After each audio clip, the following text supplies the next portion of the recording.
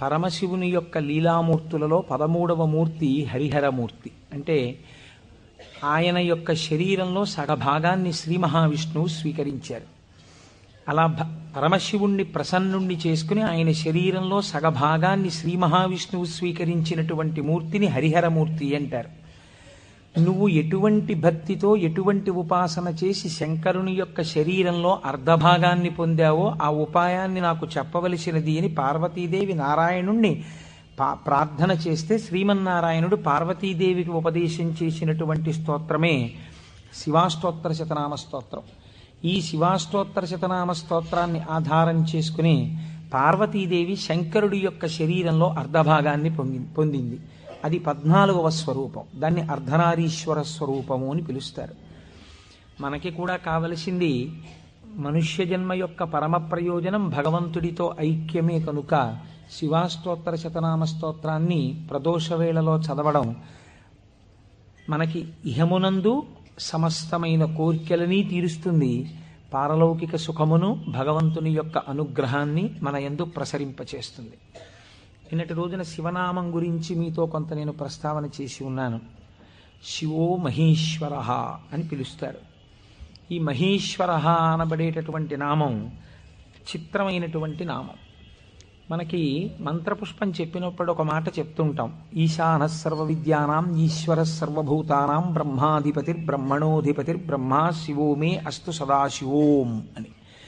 సర్వమంగళములకు కారణమైనటువంటి వాడు, సర్వ జగన్నియామకుడు, సృష్టి స్థితి లయలు చేసేటటువంటి వాడు, తానొక్కడే అయి ఉండి కానీ సృష్టి చేసినప్పుడు ఒకడిగా, స్థితికారకుడిగా ఉన్నప్పుడు ఒకడిగా, లయకారకుడిగా ఉన్నప్పుడు ఒకడిగా, మూడుగా కనపడుతూ ఆయన యొక్క అనుగ్రహము చేత జ్ఞానము కలిగినప్పుడు అవి మూడు కావు ఒక్కటే అన్న జ్ఞానము ఎవరి నుంచి ప్రసరిస్తుందో ఆయన మహేశ్వరుడు. ఆయనే మూడుగా కనపడేటటువంటి ఒక్కటి. అందుకే పోతన గారు భాగవతంలో ఒక చోట ఒక మాట అంటారు, 3 మూర్తులకును 3 రూపములకు 3 కాలములకు మూలమగుచు భేదమగుచు తుది కభేదమయ్యొప్పారు బ్రహ్మమనగ నీవే పాలనయన అని పిలుస్తారు. 3 రూపములకు మనకి సృష్టి స్థితి లయ అని 3 మాటలు వాడుతుంటాం. సృష్టి అంటే పూర్వం లేనటువంటి దాన్ని మన కంటికి కనపడేటట్టుగా ఒక కొత్త వస్తువు తయారగుట, ఒక కొత్త ప్రాణి ఆవిర్భవించుట, దానికి సృష్టి కార్యము అంటారు. స్థితి అంటే వచ్చినటువంటి పదార్థము కొంతకాలం అలా క్షేమంగా ఉండుట. లయము అంటే ఎక్కడి నుంచి వచ్చిందో అక్కడికి వెళ్ళిపోవుట. అయితే చాలామందికి ఒక తప్పు అభిప్రాయం ఉంటుంది. రుద్రుడు లేదా శివుడు అనేటప్పటికీ ఆయన సంహారకర్త, అనగా చంపేస్తాడు బాబోయ్. శంకరుణ్ణి ప్రార్థన చేస్తే ఆయన లయకారకుడు కదండి, చంపేస్తాడంటారు. కాదు, అన్ని వేళలా లయము అన్న శబ్దానికి అర్థం కేవలం చంపేయడం కాదు. ఆయన చాలా ఉదారుడై ఉంటాడు. మీకు నేను కొన్ని ఉదాహరణలు చూపిస్తాను. మనకి లయమునందు స్వల్పకాలిక లయము అని ఒక మాట ఉంది. స్వల్పకాలిక లయం అంటే ఏమిటో తెలుసా అండి? నేను ఆఫీస్కి వెళ్ళాననుకోండి, నా ప్రయోజనం ఏమిటి? ఆఫీస్కి వెళ్ళడం దేని గురించి అంటే నా ఇంట్లో ఉన్న భార్యాబిడ్డలు క్షేమంగా సంతోషంగా ఆనందంగా ఉండేటట్టుగా వాళ్ళకి కావలసినటువంటి ద్రవ్యమును సంపాదించడానికి ఆఫీస్కి వెడతాను. ఆఫీస్ ఎంత బాగున్నా నేను ఆఫీస్లో ఉండిపోను. ఆఫీస్కి వెళ్ళడం ఎందుకంటే ఇంటికి వచ్చేయడానికి తప్ప. ఆఫీస్కి వెళ్ళి ఆఫీస్లో ఉండిపోవడానికి ఆఫీస్కి ఎవరు వెళ్ళరు, ఇంటికి వచ్చేస్తారు. ఇంటికి వచ్చేస్తే అమ్మయ్యా ప్రాణం హాయిగా ఉందంటారు. మీరు చూడండి, తీర్థయాత్రలకు వెళ్ళిన వాళ్ళు ఓ మాట అంటుంటారు, ఓ 10 రోజులో 15 రోజులో యాత్రకు వెళ్ళినప్పుడు బాగుంటుంది. యాత్రకు వెళ్ళి రాగానే మొదట వచ్చే మాట ఏమిటంటే భార్య భోజనం పెట్టగానే ఇంట్లో చారు అన్నం అయినా ఎంత సుఖంగా ఉందోనే అంటాడు. తన ఇల్లు అనేటప్పటికీ ఒక తృప్తి. అలాగే మీ యొక్క స్వస్వరూపమునందు మీరు నిలబడినప్పుడు సుఖదుఖములనేటటువంటివి లేకుండా పరమ ప్రశాంతమైన స్థితిలో మీరు ఉంటారు. మీ స్థితి అసలు ఏమిటి? ఆనందకరమైనటువంటి స్థితి. మరి దుఃఖం ఎందుకు వస్తుంది? మనస్సు యొక్క సంకల్ప వికల్పముల వలన దుఃఖం వస్తుంది.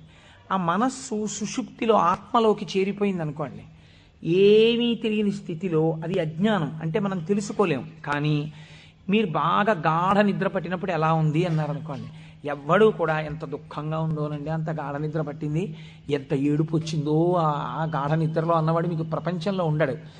ఎంత హాయిగా నిద్ర పట్టిందో అంటాడు. ఏమిటా హాయి? మనస్సు లేకపోవడమే హాయి. మనస్సు ఆత్మలోకి వెళ్ళిపోయింది. అలా వెళ్ళిపోయి ఆత్మగా ఉండిపోతే ఎంత సంతోషమో, ఎంత హాయో, ఎంత ఆనందమో. ఈ బాహ్యమును గురించినటువంటి ఎరుక అంతా ఆగిపోతుంది. ఆగిపోయినప్పుడు గొప్ప ఆనందాన్ని పొందుతాడు. ఇలా ఆనందాన్ని పొందినటువంటి స్వరూపము ఏది ఉన్నదో ఆ ఆనందమే శంకరుడు, ఆ ఆనందమే పరమశివుడు. ఆయన ఈ నిద్ర పోయినప్పుడు దీనిని స్వల్పకాలిక లయము అని పిలుస్తారు. నిద్ర పట్టలేదనుకోండి, అంతకన్నా భయంకరమైన స్థితి ప్రపంచంలో ఇంకోటి ఉండదు, అంతకన్నా దుఃఖం కూడా ఇంకోటి ఉండదు. ఒక్కరోజు రాత్రి 1 గంట వరకు నిద్ర పట్టలేదనుకోండి, పిచ్చెక్కినట్టుంటుంది, ఏం చెయ్యాలో అర్థం కాక. ఏదో అలవాటు ఉన్నవాడైతే పుస్తకం తీసుకాసేపు చదువుకుంటే వేరు మాట అనుకోండి. నిద్ర ఎవరు ఇస్తున్నారు? నిద్రని భగవంతుడు మీరు అర్థించకుండా, మీరు ఏ ప్రయత్నమూ చెయ్యకుండా తిరిగి తిరిగి తిరిగి తిరిగి విషయ సుఖాలలో మీరు మగ్నమై ఇంద్రియములన్నీ అలిసిపోయి మనస్సు అలిసిపోతే ఈ శరీరాన్ని తీసుకెళ్ళి ఓ మంచం మీదో, పరుపు మీదో, నేల మీదో, చాప మీదో, బొంత మీదో పడుకోబెట్టేస్తే ఆయన చక్కగా ఇంద్రియాల్లో ఉన్న శక్తిని అంతటినీ తీసి మనస్సులో పెట్టేస్తాడు. కళ్ళల్లో ఉన్న శక్తి వెనక్కి తీసి మనస్సులో పెడతాడు. కళ్ళు తెరిచి ఉంటాయి కానీ చూడడు. ఒక్కొక్కడు కళ్ళు తెరిచి నిద్రపోతాడు, లేకపోతే సగం తెరిచి నిద్రపోతాడు, కానీ ఏం చూడలేడు, ఎందుకంటే శక్తి వెనక్కి వెళ్ళిపోయింది. చెవు దగ్గరికి వెళ్ళి మాట్లాడినా వినపడదు, ఎందుచేత ఆ చెవికి వినపడే శక్తి మనస్సులోకి వెళ్ళిపోయింది. ఇంద్రియాలలో ఉన్న శక్తి మనస్సులోకి, మనస్సు ఆత్మలోకి వెళ్ళిపోతుంది. ఈ గాఢమైనటువంటి సుషుప్తి అనబడేటటువంటి నిద్రలో ఈశ్వరుడు మనకు ఒక గొప్ప ప్రయోజనాన్ని చేకూరుస్తాడు. దీన్నే స్వల్పకాలిక లయము అంటారు. మనం ఛార్జింగ్ లైట్ని కరెంటుతో ఛార్జ్ చేసినట్టు ఈ మనస్సు ఇంద్రియముల యొక్క శక్తి తీసుకుని ఆత్మలోకి వెళ్ళి కూర్చుంటుంది. కూర్చున్నప్పుడు ఈ ఆత్మ మళ్ళీ మనస్సుకి ఇంద్రియములకు కావలసినటువంటి బలాన్ని ఇస్తుంది. తెల్లవారి నిద్ర లేవగానే మనస్సు మేల్కొంటుంది. మేల్కొనడం అంటే ఆత్మ నుంచి విడివడుతుంది. అసలు యథార్థమునకు సృష్టి, స్థితి, లయ అన్నవి ఎక్కడ దర్శనం చేయాలో తెలుసా అండి? మీరు ఇక్కడే దర్శనం చెయ్యాలి. అది మహేశ్వర స్వరూప దర్శనం అవుతుంది. మీకు ఎలా దర్శనం చెయ్యాలి? మీకు నిద్ర లేవగానే మొట్టమొదటి ఆలోచన అయితే వచ్చిందో దానికి మీరు సాక్షిగా ఉన్నారనుకోండి. తెలివి రాగానే నాకు మొదట ఏం ఆలోచన వచ్చింది అంటే ఆలోచన మనస్సు యొక్క స్వరూపం. అది ఏం ఆలోచించిందని మీరు ఆలోచనని పసిగట్టి వేరుగా ఉండడం మీరు ఆత్మగా ఉండడం. ఆత్మగా ఉండి మీరు మొదటి ఆలోచనని చూశారనుకోండి, దాని ఆలోచనల్ని చూడడం మీకు అలవాటు అవుతుంది. ఇది సృష్టి, చతుర్ముఖ బ్రహ్మ దర్శనం. కాబట్టి బ్రహ్మగారికి పూజ లేదు. ఎందుకనంటే ఆ సంకల్ప దర్శనము చేత మాత్రమే మీరు బ్రహ్మదర్శనం చేసేస్తారు. సృష్టి ప్రారంభమైంది అంటే మీ మనస్సు బయటికి వచ్చింది. ఇప్పుడు మీకేం కావాలి? స్థితి కావాలి. స్థితి అంటే నిర్వహణ శక్తి కావాలి. కొన్ని సంకల్పములను మనస్సు చేస్తుంది, వీటిని విడగొట్టగలిగిన ప్రజ్ఞ కావాలి. అది వ్యగ్రతతో ఇవాళ ఈ పని చెయ్యి అంటుంది, నేను చేయను. నీకేం, నీ సొమ్మేం పోయింది నువ్వు చెప్తావు, కానీ మూట కట్టుకొని అనుభవించవలసిన వాడిని నేను చేయను అని మనస్సుకు ఎదురు తిరిగి చెప్పి, ఈ మాట చెప్పావు చాలా బాగుంది, ఇది చేస్తాను అని మనసు చెప్పినవి కొన్ని అంగీకరించగలగాలి. ఇలా చెయ్యడానికి మీకు సమర్థత కావాలి. ఇది నిర్వహణ సమర్థత. అడ్మినిస్ట్రేటివ్ ఎబిలిటీస్ అంటారు చూసారా? ఒక కుర్చీలో కూర్చుంటే ఆయన ఆఫీసర్ గారు, ఆ కుర్చీకి ఒక శక్తి ఉంటుంది. ఆ శక్తిని పొంది ఉన్నవాడు స్థితికారకుడు. స్త్రీగా చెప్తే నారాయణి అమ్మవారు, పురుషుడిగా చెప్తే శ్రీ మహావిష్ణువు. ఆయన స్థితికారుడు.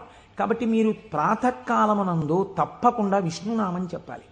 మీరు పూజామందిరంలోకి వెళ్ళి కూర్చోగానే విష్ణునామంతో ప్రార్థన ప్రారంభం కావాలి. అందుకే ఓం కేశవాయ స్వాహ, ఓం నారాయణాయ స్వాహ, ఓం మాధవాయ స్వాహ, గోవింద విష్ణు మధుసూదన త్రివిక్రమ వామన శ్రీధర హృషికేశ పద్మనాభ దామోదర సంకర్షణ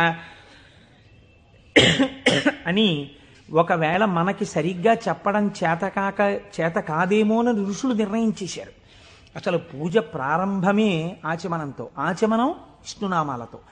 ఆ విష్ణువు యొక్క శక్తి మీ యందు ప్రసరిస్తే మీకు సాయంకాలం వరకు ఆ ప్రజ్ఞ అలా వెడుతుంది. ఎందుకంటే జాగృతిలో ఉన్నప్పుడే మీరు ఇంద్రియాల్ని మనస్సుని ఈశ్వర స్వాధీనం చెయ్యాలి. దీనికి కావలసిన ప్రజ్ఞ, మీ ఆలోచనల్ని చక్కదిద్దుకోగలిగిన ప్రజ్ఞ మీ యందు ప్రసరిస్తుంది. కాబట్టి విష్ణు పూజతో రోజు ప్రారంభం కావాలి, విష్ణునామంతో ప్రారంభం కావాలి. తరువాత మీరు అభిషేకం చేసుకోవచ్చు, శివార్చన చేయవచ్చు. నేను అలా చెయ్యవద్దని నేను చెప్పట్లేదు. విష్ణునామంతో ప్రారంభించాలి. మనకి భగవంతుడు ఒక్కడే, కానీ మనకి ప్రయోజనం చేకూర్చడానికి అన్ని రూపాల్ని పొందాడు.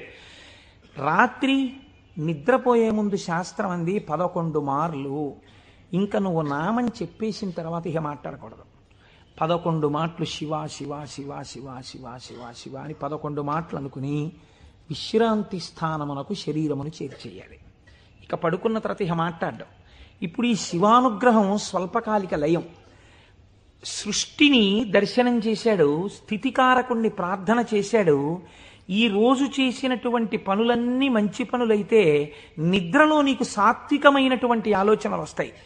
సాత్వికమైన ఆలోచనలతో, చిత్తశాంతితో, భయానకమైన కలలు రాకుండా హాయిగా నిద్రపుచ్చగలిగినటువంటి స్వరూపము స్వల్పకాలిక లయమైనటువంటి పరమశివ స్వరూపము.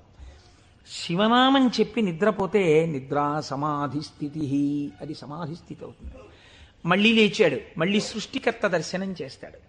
తొలితలంపు ఏది వస్తోందో దాన్ని మీరు ఈశ్వరుడి వైపుకి తిప్పడం అలవాటు చేయాలి మనస్సుకి ప్రయత్నపూర్వకంగా. ఫస్ట్ డిక్టమ్ లోపల నుంచి ఏం రావాలో తెలుసా అండి, అది మీరు అలవాటు చేయాలి. అప్పుడు మీరు ఒక రోజుని, కాలమునందు ఒక రోజు అనబడేటటువంటి విభాగమును మహేశ్వరుడిగా మారుస్తున్నారు మీరు. ఇది మహేశ్వరార్చనము. ఒక రోజు మహేశ్వరుడైంది, మీరు ఆ మహేశ్వరార్చన చేత మీరు మహేశ్వరుడైనారు. ఎలా అంటే మొట్టమొదటి ఆలోచన బయటికి వస్తూనే మనస్సుకి ఒకటి అలవాటు ఉండాలి. ఏమిటో తెలుసా అండి అలవాటు? ఇది చిత్రంగా ఉంటుంది. చిలకకి సహజ స్వభావం ఏమిటి? మీరు ఒక పంజరంలోంచి బయటికి తీస్తే ఎగిరిపోవడం. కానీ కొంతమంది చిలక ప్రశ్న అని జ్యోతిష్యం చెప్పేవాళ్ళు ఉంటారు. వాళ్ళు పంజరంలోంచి తలుపు పైకెత్తి చిలకని బయటికి పిలుస్తారు. చిలక బయటికి వచ్చి ఎగిరిపోదు. ఎగిరిపోకుండా వచ్చి అక్కడ పెట్టిన పుస్తకాల్ని ముక్కు పెట్టి లాగి ఒక పుస్తకాన్ని నుంచి లోపలికి వెళ్ళిపోయి కూర్చుంటుంది. ఆయన తలుపు వేయలేదనుకోండి, అది ఎగరదు, అందులోనే కూర్చుంటుంది. అదేంటి స్వేచ్ఛగా ఎగిరే చిలక ఎగరకుండా ఇలాంటి పనులు చేయడం ఏంటి అంటే ఆయన అలా తర్ఫీదు ఇచ్చాడు దానికి, అందుకని అది అలా ప్రవర్తిస్తుంది. మీరు కూడా మీ మనస్సుకి తర్ఫీదు ఇవ్వడం మీకు రావాలి. నిద్ర లేవగానే అది మొదటి సంకల్పం ఏం చెప్పాలో తెలుసా అండి? ఇప్పుడు నీ ఇంట నీ ఆరాధ్య దైవము, నీ కులదైవం ఎవరున్నారో వారు నువ్వు పడుకున్న వైపు నీ తల ఇటువైపు ఉన్నది. సాధారణంగా నిద్రపోయేటప్పుడు ఎడమ వైపుకి నిద్రపోమ్మని శాస్త్రం. నువ్వు కొంచెం ఓరగిలా పడుకుని కొద్దిగా తల కుడిపక్కకి తిప్పి నీ కన్నులు విప్పితే నీ దృష్టి ప్రసారము తిన్నగా నీ కులదేవతా స్వరూపము మీద పడుచున్నది. అది లక్ష్మీనారాయణులు కానివ్వండి, పార్వతీ పరమేశ్వరులు కానివ్వండి. నేను దాని యందు అభ్యంతర ప్రకటన చెయ్యను, ఉన్నది ఒకటే పరబ్రహ్మం. కనుక ఇది మొదటి ఆలోచన కావాలి. ఇది మనస్సుకి మీరు అలవాటు చేయాలి.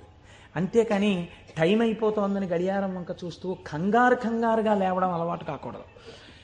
మీ తల తిప్పి మీ కళ్ళు విప్పితే మీ మొట్టమొదటి దృష్టి ఇలా చెదురుతూ బాగా నిద్రపోయినటువంటి కనులలోంచి జరిగిన మొదటి కిరణ ప్రసారము పరమేశ్వర మూర్తి మీద పడడము చేత పరావర్తనము చెంది ఆ పార్వతీ పరమేశ్వర లేక లక్ష్మీనారాయణ దర్శనము ఇక్కడ జరిగి ఈ కంటితో చూసి లేచిన తర్వాత కాలు పెట్టే ముందు మనస్సు మళ్ళీ సముద్రవసనే దేవి పర్వత స్తనమండలే అని ఒక శ్లోకం చెప్పి కిందకి దిగగానే, గురువుగారు మీరు నాకు ఉపదేశం చేశారు, మీరు చెప్పిన బుద్ధితో ఈనాటి నా రోజు గడుచుగాక అని నేల మీద పడి గురువుగారి పాదాల్ని ఒక్కసారి మనస్సులో ధ్యానం చేసి వారి పాదాలకి శిరస్సు తాటించి పైకి లేవడం. ఇది మీకు అలవాటు అయిందనుకోండి, మీకు తెలియకుండా మీరు మొదటి ఆలోచన రావడానికి సాక్షి. ఇప్పుడు ఈ ఆలోచనని మీరు ఒక దిశానిర్దేశం చేస్తున్నారు. ఇది స్థితికారకత్వం. అసలు నిజంగా ఒడిసి పట్టడం. ఇలా తిప్పడాన్ని యథార్థమునకు ఒక రోజును మహేశ్వరుడిగా మార్చుట కాకుండా ఎక్కడో మహేశ్వరుడు ఉన్నాడు, ఆయన సృష్టికర్త స్థితికర్త ప్రళయకర్త. మీరెప్పటికీ సృష్టికర్త స్థితికర్త ప్రళయకర్త దర్శనం చేస్తారు? లలితా సహస్రనామంలో, లలితా అష్టోత్తరంలో అమ్మవారికి ఒక నామం ఉంది, భావనామాత్ర సంతుష్టాయై నమః. మీ భావన ఎలా ఉందో దాని చేత ఆవిడ సంతుష్టురాలవుతుంది, ఆవిడ ఆనందిస్తుంది. ఇక్కడ మీరు భావన చేస్తుంటే ఈ శక్తి అంతా ఆవిడే, ఇక్కడ ఉన్న శక్తి, ఇక్కడ ఉన్నటువంటి ప్రకృతి వికారమైన శరీరం ఆవిడే. ఇది ఆయన్ని కోరుతోంది. దీన్ని దానితో కలపాలని ఆవిడ తెర పైకెత్తుతుంది. ఇది మాయా అన్న అవనిక ఒక రోజున పైకెత్తేస్తుంది ఆవిడ. అప్పుడు మీరు దాంతో కలుస్తారు. ఇది జీవితంలో అనుసంధాన ప్రక్రియగా వెళ్ళవలసినటువంటి మహేశ్వర స్వరూపం. అంతేకాని మహేశ్వర స్వరూపం అనగా ఏదో దేవతలందరి చేత పూజింపబడవాడు, నేను దాన్ని దోషం అంటలేదు, నేను తప్పంటలేదు. కానీ మీరు అలా అనుసంధానం చేసుకుంటే అది భక్తికి బాగా పనికొస్తుంది. అందులో నేను ఎంతమాత్రము దోషమెంచను. కానీ మీకు ఇది నిత్య జీవితమునందు అలవాటులోకి తెచ్చుకోవలసినటువంటి ప్రక్రియ. మీరు ఇలా దర్శనం చేస్తూ వెళుతున్నారనుకోండి, మీ లయ పరమశివుడు. మీరు ఇప్పటిదాకా ఎవరితో కలిసి ఉన్నారు అని అడిగారనుకోండి, నిద్ర లేవగానే మీరు ధైర్యంగా చెప్పగలగాలి, నేను ఇప్పటి వరకు కైలాసమునందు పార్వతీ పరమేశ్వరులతో కలిసి ఉన్నాను. అది నా నిద్ర. ఎందుచేత? నా నిద్రని నేను అలా స్వీకరించాను పడుకోబోయే ముందు. నేను లేచినప్పుడు నేను చతుర్ముఖ బ్రహ్మ దర్శనము చేత సృష్టికర్త దర్శనమే నా యొక్క మేల్కొనుట. నా పూజామందిర ప్రవేశము స్థితికర్త యొక్క ప్రార్థన. నా నిన్నటి రోజు సృష్టికర్త, స్థితికర్త, ప్రళయకర్తల యొక్క సమాహారము, మహేశ్వర స్వరూపముగా నా చేత ఉపాసన చేయబడిన కాలము. కనుక నేనెవరినయ్యాను? మహేశ్వరోపాసన చేత నేను ఒక మహేశ్వరుడనైనాను. ఇది మీ జీవితమునందు రావలసిన ప్రక్రియ. ఇలా చెయ్యగా చెయ్యగా చెయ్యగా చెయ్యగా భ్రమరకీటక న్యాయంలో ఒకనాడు మీరు ఆ స్వరూపాన్ని పొందుతారు. ఇలా కాకుండా వేరొక రకమైనటువంటి ఆలోచనతో జీవితం వెళ్ళిందనుకోండి, వ్యగ్రతతో, అసలు మీరు ఆత్మలోంచి విడిపడడంలో మీకు కృతజ్ఞతాభావం లేదు. ఆ నిద్ర పట్టింది, లేవడం దేనికోసం? న్యూస్ పేపర్ కోసం. న్యూస్ పేపర్ తీస్తే ఏముంటుంది? న్యూస్ పేపర్కి ఎప్పుడు ఏం కావాలంటే మళ్ళీ రేపు కూడా మీరు 3 రూపాయలు ఇచ్చి కొనుక్కోవడానికి తగినటువంటి ఉద్వేగమును మీ యందు కల్పింపగలిగినటువంటి ప్రధానమైన వార్తని హెడ్లైన్స్గా వెయ్యాలి. అది పేపర్ టెక్నిక్. అంతేగాని మీ మనస్సుకి ఉల్లాసమును కల్పించేటటువంటి ఒక సాత్వికమైన విషయాన్ని తీసుకొచ్చి హెడ్లైన్స్గా వాళ్ళు ఎందుకు వేస్తారు? పేపర్ని కూడా మీరు దోషం పట్టకూడదు. అది వాళ్ళ యొక్క జీవన విధానం, అది పేపర్ యొక్క లక్షణం. అందరూ అలా కోరుకుంటున్నారు. కాబట్టి అందులో ఉద్వేగం ఉండి తీరుతుంది. ఉద్వేగము ఉండి తీరుతున్న విషయాన్ని నువ్వు ముందెళ్ళి పట్టేసుకుని పూజామందిరంలోకి వెళ్ళారనుకోండి, ఇప్పుడు మీ మనస్సు ఏమవుతుందంటే ఈ ఉద్వేగపూరితమైన విషయాన్ని మనస్సు పట్టుకుంది కాబట్టి దాన్ని పట్టుకు తిరుగుతుంటుంది. ఇక్కడ ఓం కేశవాయ స్వాహ, ఓం నారాయణాయ స్వాహ, ఓం మాధవాయ స్వాహ అంటుంటాడు. కానీ చూసా అక్కడ ఎలా అయిందో, ఎలా దెబ్బలాడుతున్నారు, ఏమిటో ఈ లోకం. ఇంకెందుకు ఆ పూజ అంటే? పట్టుకోకూడని వస్తువును ముందు పట్టుకుని నువ్వు ప్రారంభం చేశావు. మనస్సు చించలమైంది. దానికి సాత్విక భావనతో ప్రారంభం చెయ్యాలి. పరమ సత్వగుణ ప్రధానుడై, స్థితికారకుడై మీ మనస్సుని ఆహ్లాదపూరితముగా ఉంచి ఈశ్వరాభిముఖం చేయగలిగిన శక్తి విష్ణు శక్తి. అందుకని విష్ణునామంతో రోజు ప్రారంభం కావాలి.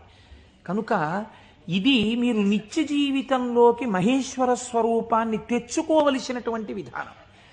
ఇప్పుడు ఈ మహేశ్వరుడు మీరు మామూలుగా వాంగ్మయ రీత్యా చూసినప్పుడు ఈయన నియంత నియంత అన్న మాట నేను తేలికగా ఎందుకు వాడేశానో తెలుసా అండి? అది పౌరాణికమైన భాషలో వాడబడిన మాట కాదు.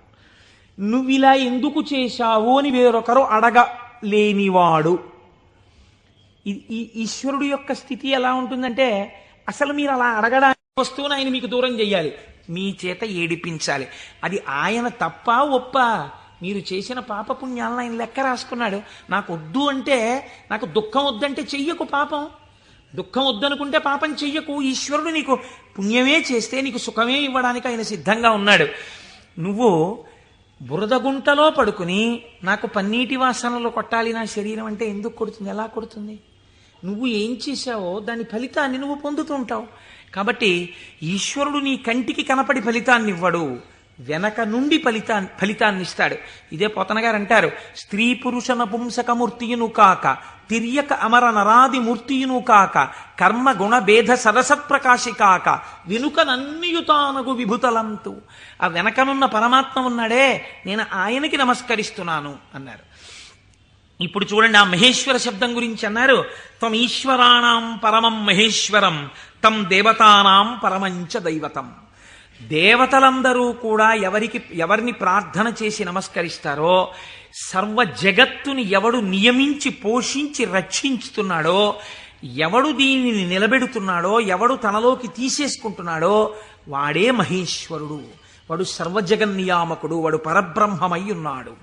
ఇటువంటి పరబ్రహ్మము నీకెక్కడ దర్శనమవుతుంది అని అడిగారు. చూడవచ్చా? నాకు ఎప్పుడైనా ఇలాంటి వాడిని ఒకసారి చూడాలనిపించింది అంటే శాస్త్రం అంది, మహేశ్వర దర్శనము చెయ్యడానికి మహేశ్వర దర్శనము చెయ్యాలన్న తాపత్రయము నీకు కలగాలి అంది. ఇదొక చిత్రమైన మాట అండి. మీరు కొంచెం జాగ్రత్తగా ఆలోచించండి. ఒక మహాపురుషుడు ఒక ఆయన ఉన్నాడు ఈ లోకంలో. కృష్ణావధానుల గారని ఒక ఆయన ఉన్నారు. ఆయన ఒక మహాపురుషుడు. వేదం చదువుకోవడం కాదు, చదువుకున్న వేదాన్ని నిరంతరము అనుష్ఠానములోకి తెచ్చుకున్నవారు.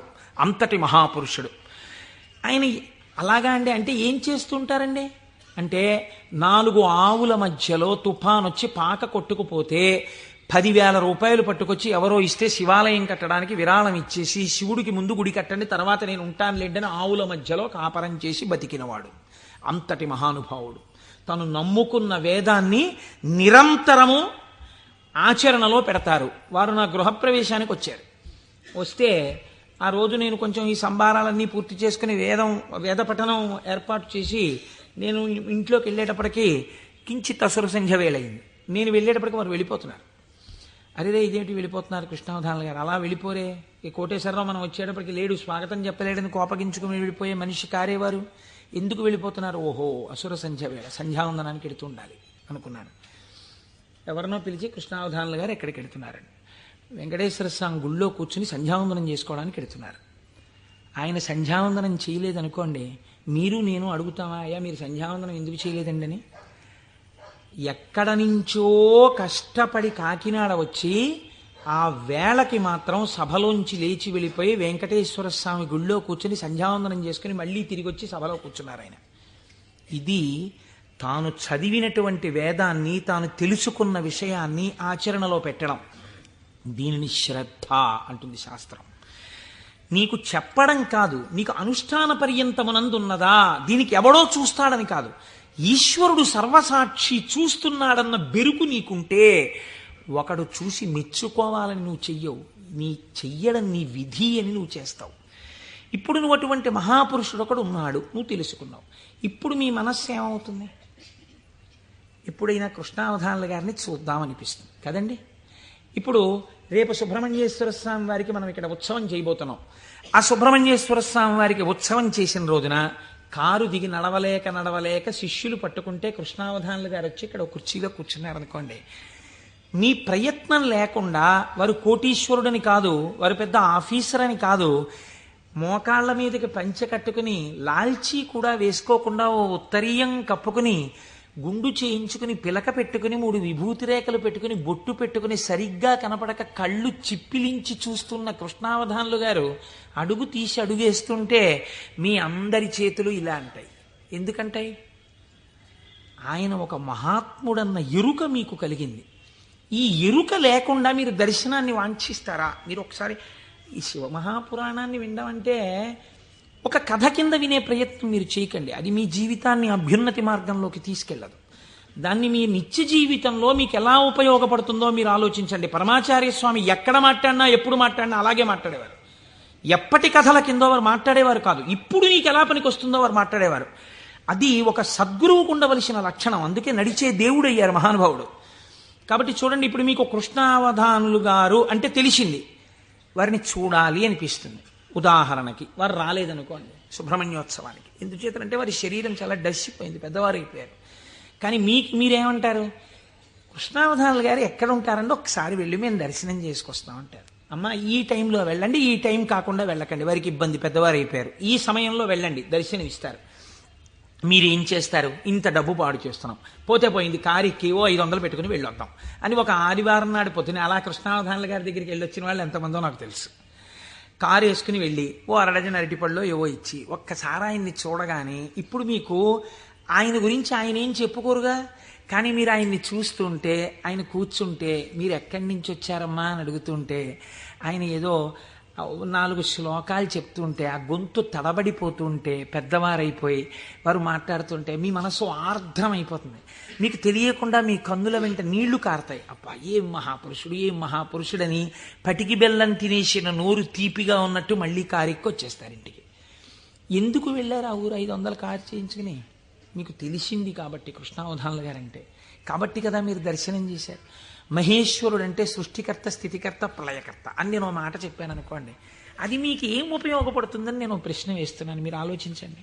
నేను ఈ మాట అన్నాను, అనుసంధానం మీరు కాలగతంలో ఒక రోజులోకి తెచ్చుకోండి, మీకు మహేశ్వర దర్శనం కలుగుతోంది అన్నాను. అది మీకు ఉపయుక్తం. మీరు చూడండి, నేనంటాను మహేశ్వరుడెవరో చూడాలన్న ఉత్సాహం కృష్ణావధానులు గారు ఎవరో తెలుసుకుంటే కలిగినట్టు, ఈశ్వరుణ్ణి చూడాలన్న ఉత్సాహం మీకు ఇక్కడ కలగాలంటే మీరు ఏం చేస్తే కలగదండి. నేను ఒక్క ఉదాహరణ చెప్తాను. నేను పూజ చేసుకోవడానికి కూర్చున్నాను అనుకోండి, ఓ బంతి పువ్వు చేత్తో పట్టుకున్నాను అనుకోండి. బంతి పువ్వు అన్న మాట ఎందుకు వాడానంటే చాలా తేలిగ్గా దొరికే పువ్వు, ₹1 ఇస్తే ఇన్ని పూలు ఇస్తారు. ఓ బంతి పువ్వు ఇలా పట్టుకున్నాను అనుకోండి, మీరు ఎప్పుడైనా చూడండి పువ్వు పైన వాసన వస్తుంది, బంతి పువ్వు యొక్క కాడ తుంపండిలాగా మంచి సువాసన వస్తుంది, కాడ తుంపితే సువాసన వస్తుంది. ఈశ్వర ఏమీ అమరిక, ఒక గొట్టం మీద ఇదే రంగు రేకులు ఇలా ఇలా ఇలా ఇలా ఇలా ఇంత మొగ్గని అందులో ఇన్ని దాచి అలా విచ్చుకునేటట్టు చేసి ఇంత అమరికగా ఇలా ఉండి వాటి మీద మళ్ళీ ఓ వరస, వాటి మీద ఓ వరస, వాటి మీద ఓ వరస, మధ్యలో ఓ 5, ఇంత అందంగా తయారు చేసిన శిల్పి ఎవడు? ఎక్కడున్నాడు ఈ శిల్పి? ఈ పువ్వు నేను పూజామందిరంలో భగవంతుడి పాదముల దగ్గర వేసి రేపు ఇలా తీస్తే, కాడ పట్టుకుంటే ముందు రోజు పైకి లేచిన పువ్వు ఇవాళ కాడ పట్టుకుంటే ఇలా ఒరిగిపోయింది. ఈశ్వరుడి పాదాల మీద ఒరిగిపోవడం ఓ రోజంతా ఉండి నేర్చేసుకుని ఒరిగిపోతుంది. ఇప్పుడు అంత గుబాళింపు లేదు, అంత వాసన లేదు, ఆ రేకులన్నీ ఇలా ఒరిగిపోతున్నాయి. ఇంకొంచెం ముట్టుకుంటే దుర్గంధం వచ్చి చెమాయింపు వచ్చింది. ఎవరసలు దీన్ని ఇలా ఆ బంతి మొక్కలోంచి దీన్ని తెచ్చినవాడు, ఇంత విచ్చుకునేట్టు చేసినవాడు, ఇది ఇలా ఒడిలిపోయేట్టు చేసినవాడు ఎక్కడున్నాడు అని మీకు అనుమానం వచ్చింది అనుకోండి, అప్పుడు మీ పూజ ఆర్తితో ఉంటుంది. వాడే అటువంటి వాడై ఉన్నాడు, వాడు ఈ జగత్తునంతటినీ ఇలాగే సృష్టించి నిర్వహించి లయింపచేస్తున్నాడు, వాడే నా ఆరాధ్య దైవం అడిగో పూజామందిరంలో అని మీరు ఓం నిధనపతయే నమః అని పువ్వేయండి, రమించిపోయింది మీ హృదయం. ఇది మహేశ్వర దర్శనము. కాబట్టి ఇప్పుడు ఈ ఉత్సుకత, చూడాలి చూడాలి చూడాలి ఈశ్వరుణ్ణి అన్న తాపత్రయం మీరు సృష్టి స్థితి లయానుసంధానము నిరంతర ప్రక్రియగా చెయ్యడంలో ఉంటుంది. ఈ చెయ్యడంగా ఉంటే ఈశ్వరుడు ఎవడు? ఇప్పుడు మీరు తెలుసుకున్నారనుకోండి మహేశ్వరుడు ఏం చేస్తుంటాడో, ఇది తెలుసుకోవడం వల్ల మీకు ఆనందం కలుగుతుంది. ఇప్పుడు ఆయన సర్వజ్ఞత, తృప్తి, అనాదిబోధ, స్వతంత్రత, నిత్యమలుప్త శక్తి, అనంత శక్తిశ్చ విభోర్విధిజ్ఞా షడాహురంగాని మహేశ్వరస్య అంది శాస్త్రం. ఆయన సర్వజ్ఞత. నేను ఇక్కడ కూర్చుని ఉన్నాను అనుకోండి, నేను ఈ సభలో జరుగుతున్న విషయాన్ని పసిగట్టగలను. అసలు అది కూడా ఒక్కొక్కసారి జరగదు. ఎందుచేత అంటే నేను ఒక్కొక్కసారి అడిగినటువంటి ప్రశ్న కొంతమందికి ఈయన నిజంగానే అడుగుతున్నాడా అనిపించవచ్చు. ఎందుచేత అంటే మీరు నిన్నను కోటేశ్వరారు నిన్న ఉపన్యాసానికి వచ్చాను, నిన్న మీరు వచ్చారా అంటే అదేమిటి మీ ఎదురుగుండానే కదండి కూర్చున్నాం అంటారు. నాకు స్ఫురణలోకి వెళ్ళదు. ఎందుకు వెళ్ళదు అంటే నేను ఒక విషయాన్ని ప్రతిపాదన చేస్తున్నప్పుడు నా మనస్సు అసలు ఆ విషయం మీద రమిస్తే కదా అది వాక్కులుగా బయటికి వచ్చేది. నా మనసే రమించలేదనుకోండి, నా మనస్సు లోపల దర్శనం చేయట్లేదనుకోండి, మీకు వాక్కులుగా ఎలా వస్తుంది నా నోటి నుంచి? నా మనస్సు అక్కడ ఉండిపోయినప్పుడు నా కన్నులు ఇలా తిరిగినా ఏవో కళ్ళంలోంచి మనస్సులోకి ఎడతాయి, కానీ ఇవన్నింటినీ మనసు పట్టుకుంటోందని మీరు అనుకుంటున్నారా? పట్టుకోవట్లేదు. ఎందుకనంటే ఆ మనసు వేరొక వస్తువును పట్టుకుని ఉంది. దానికోసం ఉపన్యాసం చెప్పడం, ఇంకో ప్రయోజనం కోసం కాదు. ఇలా కూర్చుంటే కాసేపు పట్టుకుంటుంది ఆ వస్తువునని. కాబట్టి ఇప్పుడు అది పట్టుకుని ఉంది, కాబట్టి ఇది పట్టుకోదు, ఇది వదిలిపెట్టేసింది. కాబట్టి కన్ను చూసినా మనస్సు పట్టుకోకుండా వదిలిపెడుతోంది. అలా మీకు నా యొక్క సర్వజ్ఞత యందు ఒక పరిధి ఉంది. నేను ఇక్కడే ఉన్నా నాకు కొన్ని తెలియవు. ఈశ్వరుడు అలా కాదు. మహేశ్వరుడంటే సమస్త ప్రాణుల యొక్క హృదయగతమైన అభిప్రాయములను కూడా తెలుసుకోగలడు. మీరు బాగా గుర్తుపెట్టుకోండి. మీరు చేస్తున్న పూజని చూసి నేను పూజ చేసుకుంటున్నాను అనుకోండి, ఉదాహరణ, వేరొకరి మీద ఎందుకు పెట్టాలి?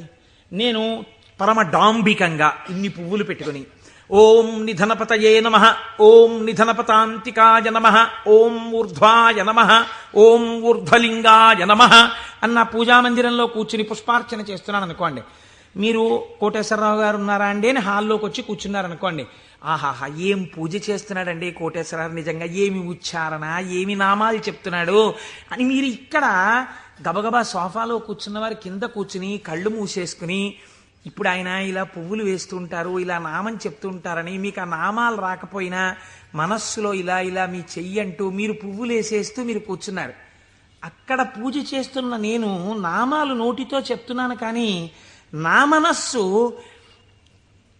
రేపు ఉదయం నేను పెళ్లికి వెళ్ళాలి, ఈ పెళ్లికి వెళ్ళినప్పుడు మనం 10ంటికి ఆఫీస్కి వెళ్ళిపోగలమా, లేకపోతే ఒక గంట పర్మిషన్ పెట్టి 11 గంటలకు వెళ్ళిపోగలమా, ఒకవేళ వాళ్ళు భోజనానికి ఉండిపోమ్మంటే దీన్ని వంట చేయమని చెప్పడమా, అక్కర్లేదులే భోజనానికి ఎడదామందామా, భోజనానికి ఎడదామంటే ఇది మీరు వచ్చి నన్ను తీసుకెడతారా ఆఫీస్కి అయితే అంటుందేమో. ఇప్పుడు ఎక్కడున్నాను నేను వాళ్ళ ఇంట్లో పెట్టే భోజనం దగ్గర ఉన్నాను. పైకి ఏం చేస్తున్నాను? ఓం నిధనపతయే నమః, ఓం నిధనపతాంతికాయ నమః. నా పూజ వింటున్నవాడు, హాల్లో కూర్చున్నవాడు ఏం చేస్తున్నాడు? ఆయన కోటేశ్వరారు ఎంత బాగా పూజ చేసుకుంటున్నారో అని తను వచ్చిన పని మర్చిపోయి తను రమించిపోయి ఇక్కడ ఈశ్వరుణ్ణి చూస్తూ ఆయన పాదాల మీద బొడ్డు మల్లెలు వేసేస్తున్నాడు. ఇప్పుడు పూజ చేసిన ఫలితం ఈశ్వరుడు ఎవరికి వేస్తాడో తెలుసా అండి? హాల్లో కూర్చుని ఆయనకి వేస్తాడు. కోటేశ్వరరావుకి ఏం వేస్తాడో తెలుసా అండి? ఆయన పూజ చేసుకునేటట్టుగా గట్టిగా నామాలు చెప్పిన ఫలితం వేస్తాడు. చూసారా? ఇది సర్వజ్ఞత. ఇది మీకు దొరకదు. మీరేమంటారు? నేను బయటకు వస్తే కోటేశ్వరరావు పూజ చేసుకున్నారంటారు. హృదయగతమైన అభిప్రాయమును పట్టగలిగిన వాడు. అందుకే శివానందలహరిలో శంకరాచార్యుల వారు మాట అన్నారు, వటుర్వా గేహీవా ఇతిరపి జటీవా తదితరో నరోవా యక్కశ్చిద్భవతు భవకింతేన భవతి యదీయం హృత్పద్మం యది భవతధీనం పశుపతేః తదీయస్త్వం శంభో భవసి భవభారంచ వహసి. నువ్వు వటువా మాకు చెప్పకు. నేను ఉపనయనం చేసుకున్న వటువునండి, ఏం కావాలి మాకైతే? నువ్వు సంధ్యావందనం చేస్తావా, గాయత్రి చేస్తావా చెప్పు. గేహీవా, నేను గృహస్థాశ్రమంలో ఉన్నాను, అయితే ఎవరికి గొప్ప? గేహీవా ఇతిరపి జటీవా తదితరో, అబ్బో మిగిలిన ఆశ్రమాలు ఏవైతే కానివ్వండి, మాకేమిటి గొప్ప? ఇవి కాదు. నీ మనస్సుని ఈశ్వరుడి పాదముల మీద పెట్టడం నీకొచ్చా? నీకొస్తే చెప్పు. ఈశ్వరుడు నీ వెంట పరిగెడుతున్నాడు. నీ మనస్సు అక్కడ పెట్టడానికి నువ్వు చేస్తున్నటువంటి పరిశ్రమకు పూజ అని పేరు. నీకు అది అలవాటు అవ్వడానికి పూజ చేస్తున్నావు. నువ్వు అది అలవాటు అయిపోతే ఎక్కడున్నా పూజ చేయగలవు, అంటే దాని అర్థం పూజ మానేయమని కాదు. కాబట్టి హృదయగతాభిప్రాయమును పట్టగలిగినటువంటి వాడు. ఇది సర్వజ్ఞత, స్వతంత్రత. ఇవి రెండు ముడిపడి ఉంటాయి ఈశ్వరుడితోటి.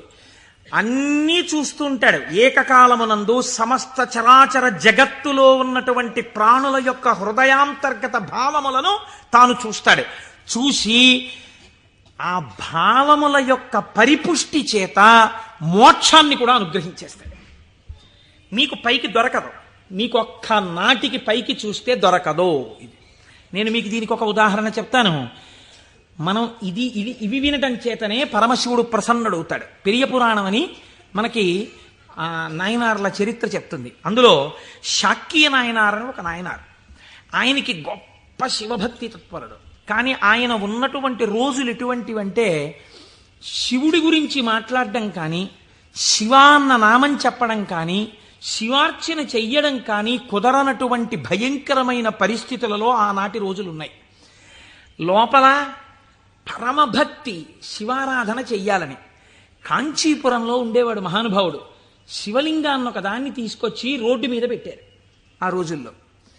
ఈయన కోరిక ఏమిటంటే మనసులో ఒక్కసారి ఆ శివలింగం దగ్గరికి వెళ్ళి ఇన్ని పువ్వులు పట్టుకొని కాస్త 2 నామాలు చెప్ప శివలింగం మీద పూలెయ్యాలని.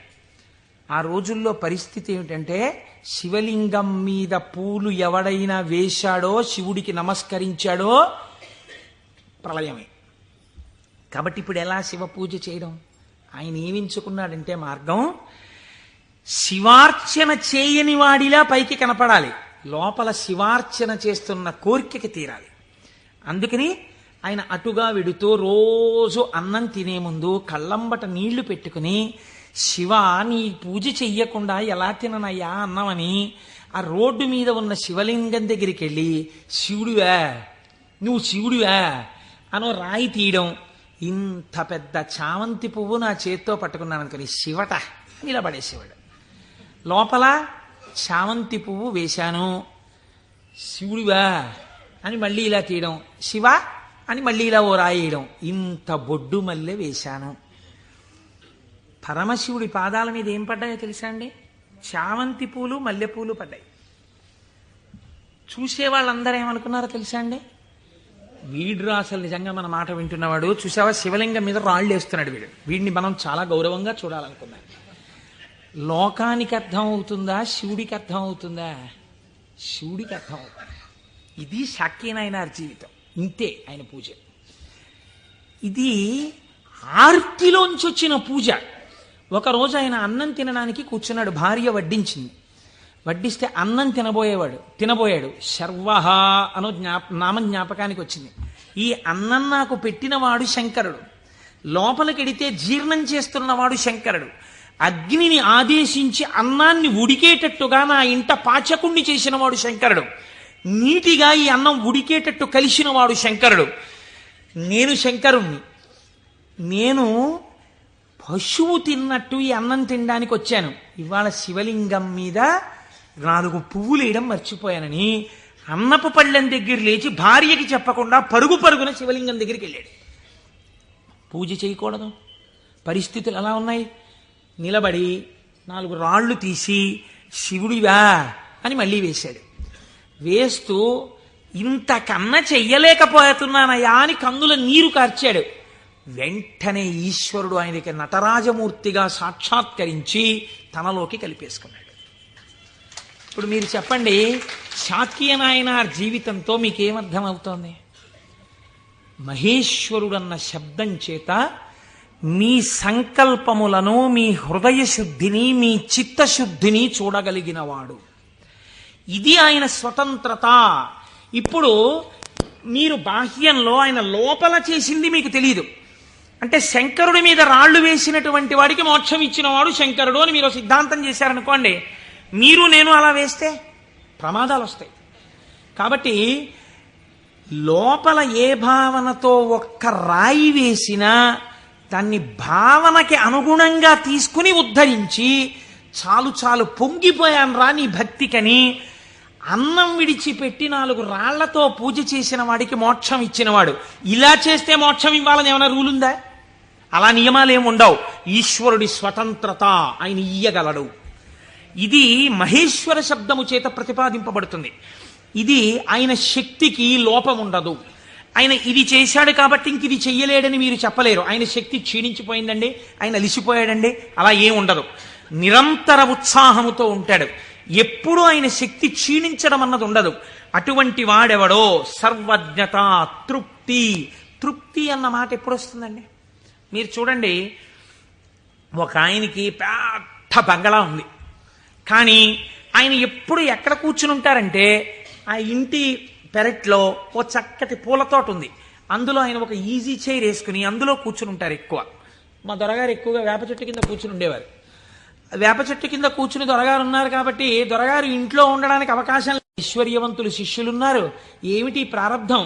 ఇన్ని కన్నాలతో ఉన్నటువంటి తువ్వాలతో ఎలా తుడుచుకుంటున్నారు? మీకు ఒక మంచి తువ్వాలే కొనివ్వలేమా అన్నారంటే ఆయన అన్నారు, ఎవరు చెప్పారు మీకు నా తువ్వాలు కన్నాలతో ఉందని? సహస్రాక్షుడే నా తువ్వాలు, ఇంద్రుణ్ణి తువ్వాలుగా తుడుచుకుంటున్నాను, అందుకే చూడండి దానికి 1000 కళ్ళుంటాయన్నారు. ఇది తృప్తి.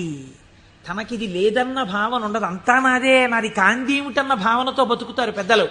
కాబట్టి అటువంటి తృప్తి మహేశ్వరుడి సొత్తు. కాబట్టి ఇటువంటి స్వతంత్రత, ఇటువంటి శక్తి కలిగిన వాడు ఏదైనా చేయగలడు. ఇక్కడ మనకి ఒక అనుమానం వస్తుంది, ఏమన్నా అంతా బాగుంది కానీ మనందరికీ ఎందుకండి అలా కనపడదు? మరి మనందరికీ కూడా అలా తెలిసిపోయి హాయిగా భావన లోపల నాటుకుపోయింది అనుకోండి, ఇంకా మనందరం మీరు చెప్పేది ఏముంది, రేపు పొద్దున్న నుంచి మీరు కింద కూర్చోండి మేము అందరం చెప్తాం ఆ పతంజలి చెప్పినట్టు 1000 నాలుకలతోటి అంటే మరి ఎందుకు నిలబడదు? ఇది మీరు చాలా జాగ్రత్తగా కనిపెట్టవలసినటువంటి రహస్యం శాస్త్రంలో. మాయినంతు మహేశ్వరం, ఆయన మాయ ఆయనని చూడకుండా మిమ్మల్ని అడ్డగిస్తుంది. ఆ మాయ ఆయన అనుగ్రహం చేతనే తొలగుతుంది. మాయ అంటే ఉన్నదా లేనిదా? ఉన్నట్టు కనపడి లేనిది. అది చిత్రం. అది ఎవరిది? ఈశ్వరుడిదే. ఈశ్వరుడిదే అయిన మాయ ఈశ్వరుణ్ణి కనపడకుండా చేస్తుంది. ఏమిటండి మీ మాటలు అయోమయంగా ఉన్నాయి? నేను మీకు ఉదాహరణ చెప్తాను. మేఘం ఎవరి వలన వచ్చింది? సూర్యుడి వలనే వచ్చింది. సూర్యుడు సముద్రములో ఉన్నటువంటి నీటిని లాగాడు. నీటిని లాగితే నీటి ఆవిరిగా వచ్చి మేఘం ఏర్పడింది. ఈ మేఘం సూర్యుడికి అడ్డొచ్చింది. ఇప్పుడు సూర్యుడు కనపడ్డా? కనపడ్డ మేఘం అడ్డొచ్చేసింది. సూర్యుడి చేత తపింపబడిన సముద్ర జలములు ఆవిరిగా పీల్చబడితే మేఘమై సూర్యుడినే అడ్డినట్టు ఈశ్వరుడు యొక్క శక్తియే మాయగా పరిణమించి ఈశ్వరుడు కనబడకుండా చేస్తుంది. ఈ మాయ తొలగడం ఎవరి వల్ల తొలగుతుందో తెలుసా అండి? ఈశ్వర వాక్కు వలన, ఈశ్వర స్వరూపులైన గురువాక్యముల వలన. నిరంతర గురువాక్య శ్రవణమే మాయ తొలగుటకు సాధనము. అందుకే గురువు లేని విద్య గుడ్డి విద్య. ఆ గురువు అనుగ్రహం ఉంటే తప్ప మాయ తొలగదు. ఈ మాయ చిత్రంగా ఉంటుంది. ఎంత చిత్రంగా! మాయ యొక్క స్వభావమేమి మీకు తేలిక మాటల్లో చెప్పాలంటే, ఇప్పుడు నేను దాని గురించి పెద్ద చర్చ చెయ్యకుండా చెప్పాలి అంటే, మాయ వలన వచ్చేటటువంటి ఉత్తర లక్షణము కామక్రోధములు. ఎందుచేత? వెంటనే ఈశ్వరుడితో ఉన్నటువంటి పట్టు విడిచిపెట్టేసుకుని తన యందు పెట్టేసుకుంటాడు. పెట్టేసుకుని ఈశ్వర దర్శనమాగి ఇదంతా నా ప్రజ్ఞ అంటాడు. అనగానే మాయ ఏర్పడిపోయిందనమాట. అంతే. ఏర్పడి కామక్రోధములతో కొట్టుమిట్టాడుతుంటాడు. మీరు ఒక్క విషయం, నేనిప్పుడు ఒక విషయాన్ని చెప్పబోయే ముందు నేను ఇప్పుడు శివమహాపురాణంలోంచి ఒక ఆఖ్యానాన్ని అనుసంధానం చేయబోతున్నాను. ఇది చెప్పబోయే ముందు నేను ఒక విషయం చెప్పకుండా మొదలు పెడితే ఒక ప్రమాదం ఏర్పడేటటువంటి అవకాశం ఉంది. ఒక 95 సంవత్సరాల వృద్ధుడు అలా వెళ్ళిపోతూ ఉపన్యాసం అయిపోయిన తర్వాత ఒక ఆటో కింద పడబోయారనుకోండి. చూసిన వాళ్ళు, అయ్యయ్యో తాతగారు అదేంటండి అలా ఆటో కనపడలేదా మీకు అంత లైట్ వేస్తే? అంటే బాబు కళ్ళు డాజిల్ అయిపోయాయా, కనపడలేదు, పడిపోయాను అన్నారు అనుకోండి. మీరు ఏంటంటారు? గబగబా ఎత్తి తీసుకొచ్చి పక్కన కూర్చోబెట్టి, తాతగారు ఏమైనా దెబ్బలు తగిలాయా అండి అని ఆటో పిలిచి మాట్లాడి వారిని వారి ఇంటికి పంపిస్తారు. నాలాంటి ఒక దుఃఖపోతూ ఇలా ఇలా అడ్డు పెట్టి ఆటో కింద పడ్డాడు అనుకోండి, మీరు ఏమంటారు? ఏమయ్యా ఆ మాత్రం చూసుకోలేవా ఏంటి, అలా వెళ్ళిపోయి పడిపోయేంటి అంటారు కదా. ఒక అజ్ఞాని పడిపోయాడు అనుకోండి, అది పెద్ద విశేషంగా మీరు చెప్పక్కర్లా. ఎంతటి మహాత్ములు కూడా మాయకి ఎలా పడిపోతూ ఉంటారో మీరు తెలుసుకున్నారనుకోండి, దానికి ఎంత శ్రద్ధ అవసరమో మీకు అర్థమవుతుంది. కాబట్టి అలాంటివి చెప్పేటప్పుడు ఏ కోటేశ్వరరావు లాంటి వాడో కామమునకు వశుడైనాడు, క్రోధమునకు వశుడైనాడు అని చెప్తే అది పెద్ద విశేషం ఏంటంటే వాడు అలాంటి వాడే అంటారు. కాదు, ఒక మహాపురుషుడు అలా వశుడైనాడు అనుకోండి. అందుకే వాళ్ళు మహాత్ములు ఎవరు తమ జీవితంలో సంఘటనలు దాచరు, రాసేస్తారు. మహాత్మా గాంధీ గారు జీవితంలో ఆటోబయోగ్రఫీ రాసుకున్నప్పుడు చెప్పుకున్నారు, చంద్రశేఖర పరమాచార్య స్వామి 73వ ఏట ఇప్పటికీ నన్ను ఆశ అప్పుడప్పుడు పట్టుకునే ప్రయత్నం చేస్తూ ఉంటుందని చెప్పుకున్నారు. మహాత్ములు దాచరు. కనుక చూడండి, శివమహాపురాణం మీకు ఈ జ్ఞానాన్ని ఉపదేశించడానికి ఒక అద్భుతమైన ఘట్టాన్ని తీసుకొచ్చి బోధ చేసేటటువంటి ప్రయత్నాన్ని ప్రారంభం చేస్తోంది. ఒకానొక సమయంలో నారద మహర్షి హిమవత్ పర్వతము యొక్క క్రింది భాగమునందు గంగానది ప్రవహించేటటువంటి ప్రాంతంలో పరమశివుడు ఎక్కడ కూర్చుని తపస్సు చేశాడో అటువంటి గుహలో కూర్చుని పరబ్రహ్మమును గూర్చి తపస్సు చేశారు. తపస్సు చేస్తున్నప్పుడు ఇంద్రుడు మన్మధుణ్ణి పిలిచి ఒక మాట చెప్పాడు. తపస్సు చేస్తున్నాడా? తపస్సు అంటే భగవంతుని యందు మనస్సు లగ్నమై ఉండాలి. అది చంచలమవుతుందా లేదా పరీక్ష చేస్తుంటారు. కనుక నువ్వు వెళ్ళి వికారములను ఇంద్రియములకు చూపించి వశుడవుతాడేమో చూడమన్నారు. అంటూ ఇంద్రుడు అన్నాడు, హిమశైల గుహాయాం హి మునిస్తపతి నారద మనసోద్దిశ్య విశ్వేశం మహాసంయమమాన్ దృఢ. అడిగోనయా, మహాసంయమవాన్, సంయమి అయినటువంటి నారద మహర్షి తపస్సు చేస్తున్నాడు. మన్మథా, నువ్వు అక్కడికెళ్ళి ప్రలోభ పెట్టి ఆయన తపస్సు భగ్నమయ్యేటట్టుగా చూడు. అగ్నియందు తప్తమైతే కదండి బంగారానికి కాంతి. పరిస్థితులను తట్టుకుని నిలబడినప్పుడు కదండి వాడు బ్రహ్మర్షి అవడం. కాబట్టి ఆ తపస్సుకి విఘ్నం పెట్టడం, ఆ తపస్సు సిద్ధించడానికి బాగా పుటం పెట్టడమే నా దృష్టిలో. ఇప్పుడు మన్మథుడు వెళ్ళాడు, ఏదో ప్రయత్నం చేశాడు, ఆయన ఏం లొంగలేదు. నారద మహర్షి యొక్క తపస్సు సఫలీకృతమైంది. ఆ తపస్సు పూర్తి చేసి ఆయన బయటికి వచ్చారు. చిత్రం చూడండి, ఇంతసేపు అన్నిటినీ విడిచిపెట్టి ఒక గుహలో కూర్చొని పరబ్రహ్మానుసంధానం చేసి గొప్ప తపస్సు చేసినటువంటి నారద మహర్షి ఎక్కడికి వెళ్ళారు? ఎవరి గురించి తపస్సు చేశారో వారిని సాకారముగా చూడ్డానికి కైలాస పర్వతానికి వెళ్ళారు. వెళ్ళి ఏమని చెప్పాలి? ఈశ్వర, మీ అనుగ్రహం నా చేత తపింపచేసి తపస్సునందు నాకు సాక్షాత్కరించి నాకు జ్ఞానభిక్ష పెట్టారని చెప్పాలి. కానీ ఆయన వెళ్ళి అన్నాడు, ఇది మాయ కమ్మడం అంటే ఎంత గమ్మత్తుగా ఉంటుందో చూడండి. ఈశ్వర, హిమవత్పర్వత ప్రాంతంలో ఉన్నటువంటి గుహలో కూర్చుని నేను తపస్సు చేశాను. మన్మధుడు వచ్చి నా మీద బాణాలు వేసే ప్రయత్నం చేశాడు. కానీ నేను ఆ మన్మథ బాణములను లెక్క పెట్టలేదు. కామమును జయించాను అంటే ఈశ్వరుడు చేసిన పని నేను చేశానని చెప్పుకోవడం సోత్కర్ష. కాబట్టి నేను కామమును జయించాను, జయించి నేను తపస్సు యందు సిద్ధిని పొందాను అన్నాడు. అంటే శంకరుడు నవ్వాడు. ఇక్కడ మీరు శివుడు చెప్పిన మాటని చాలా గట్టిగా పట్టుకోవాలి. ఆయన అన్నాడు, బాగుందయ్యా, చాలా చక్కటి మాట చెప్పావు, చాలా సంతోషం. కాముణ్ణి జయించావా? మాటలా కాముణ్ణి జయించడం అంటే జయించిన వాడికి తెలుస్తుంది, అందుకు కదా నాకు వచ్చి చెప్పావు. నేను సంతోషించాను. కానీ నారదా, నీకొక్కటి చెప్తాను, గుర్తుపెట్టుకో.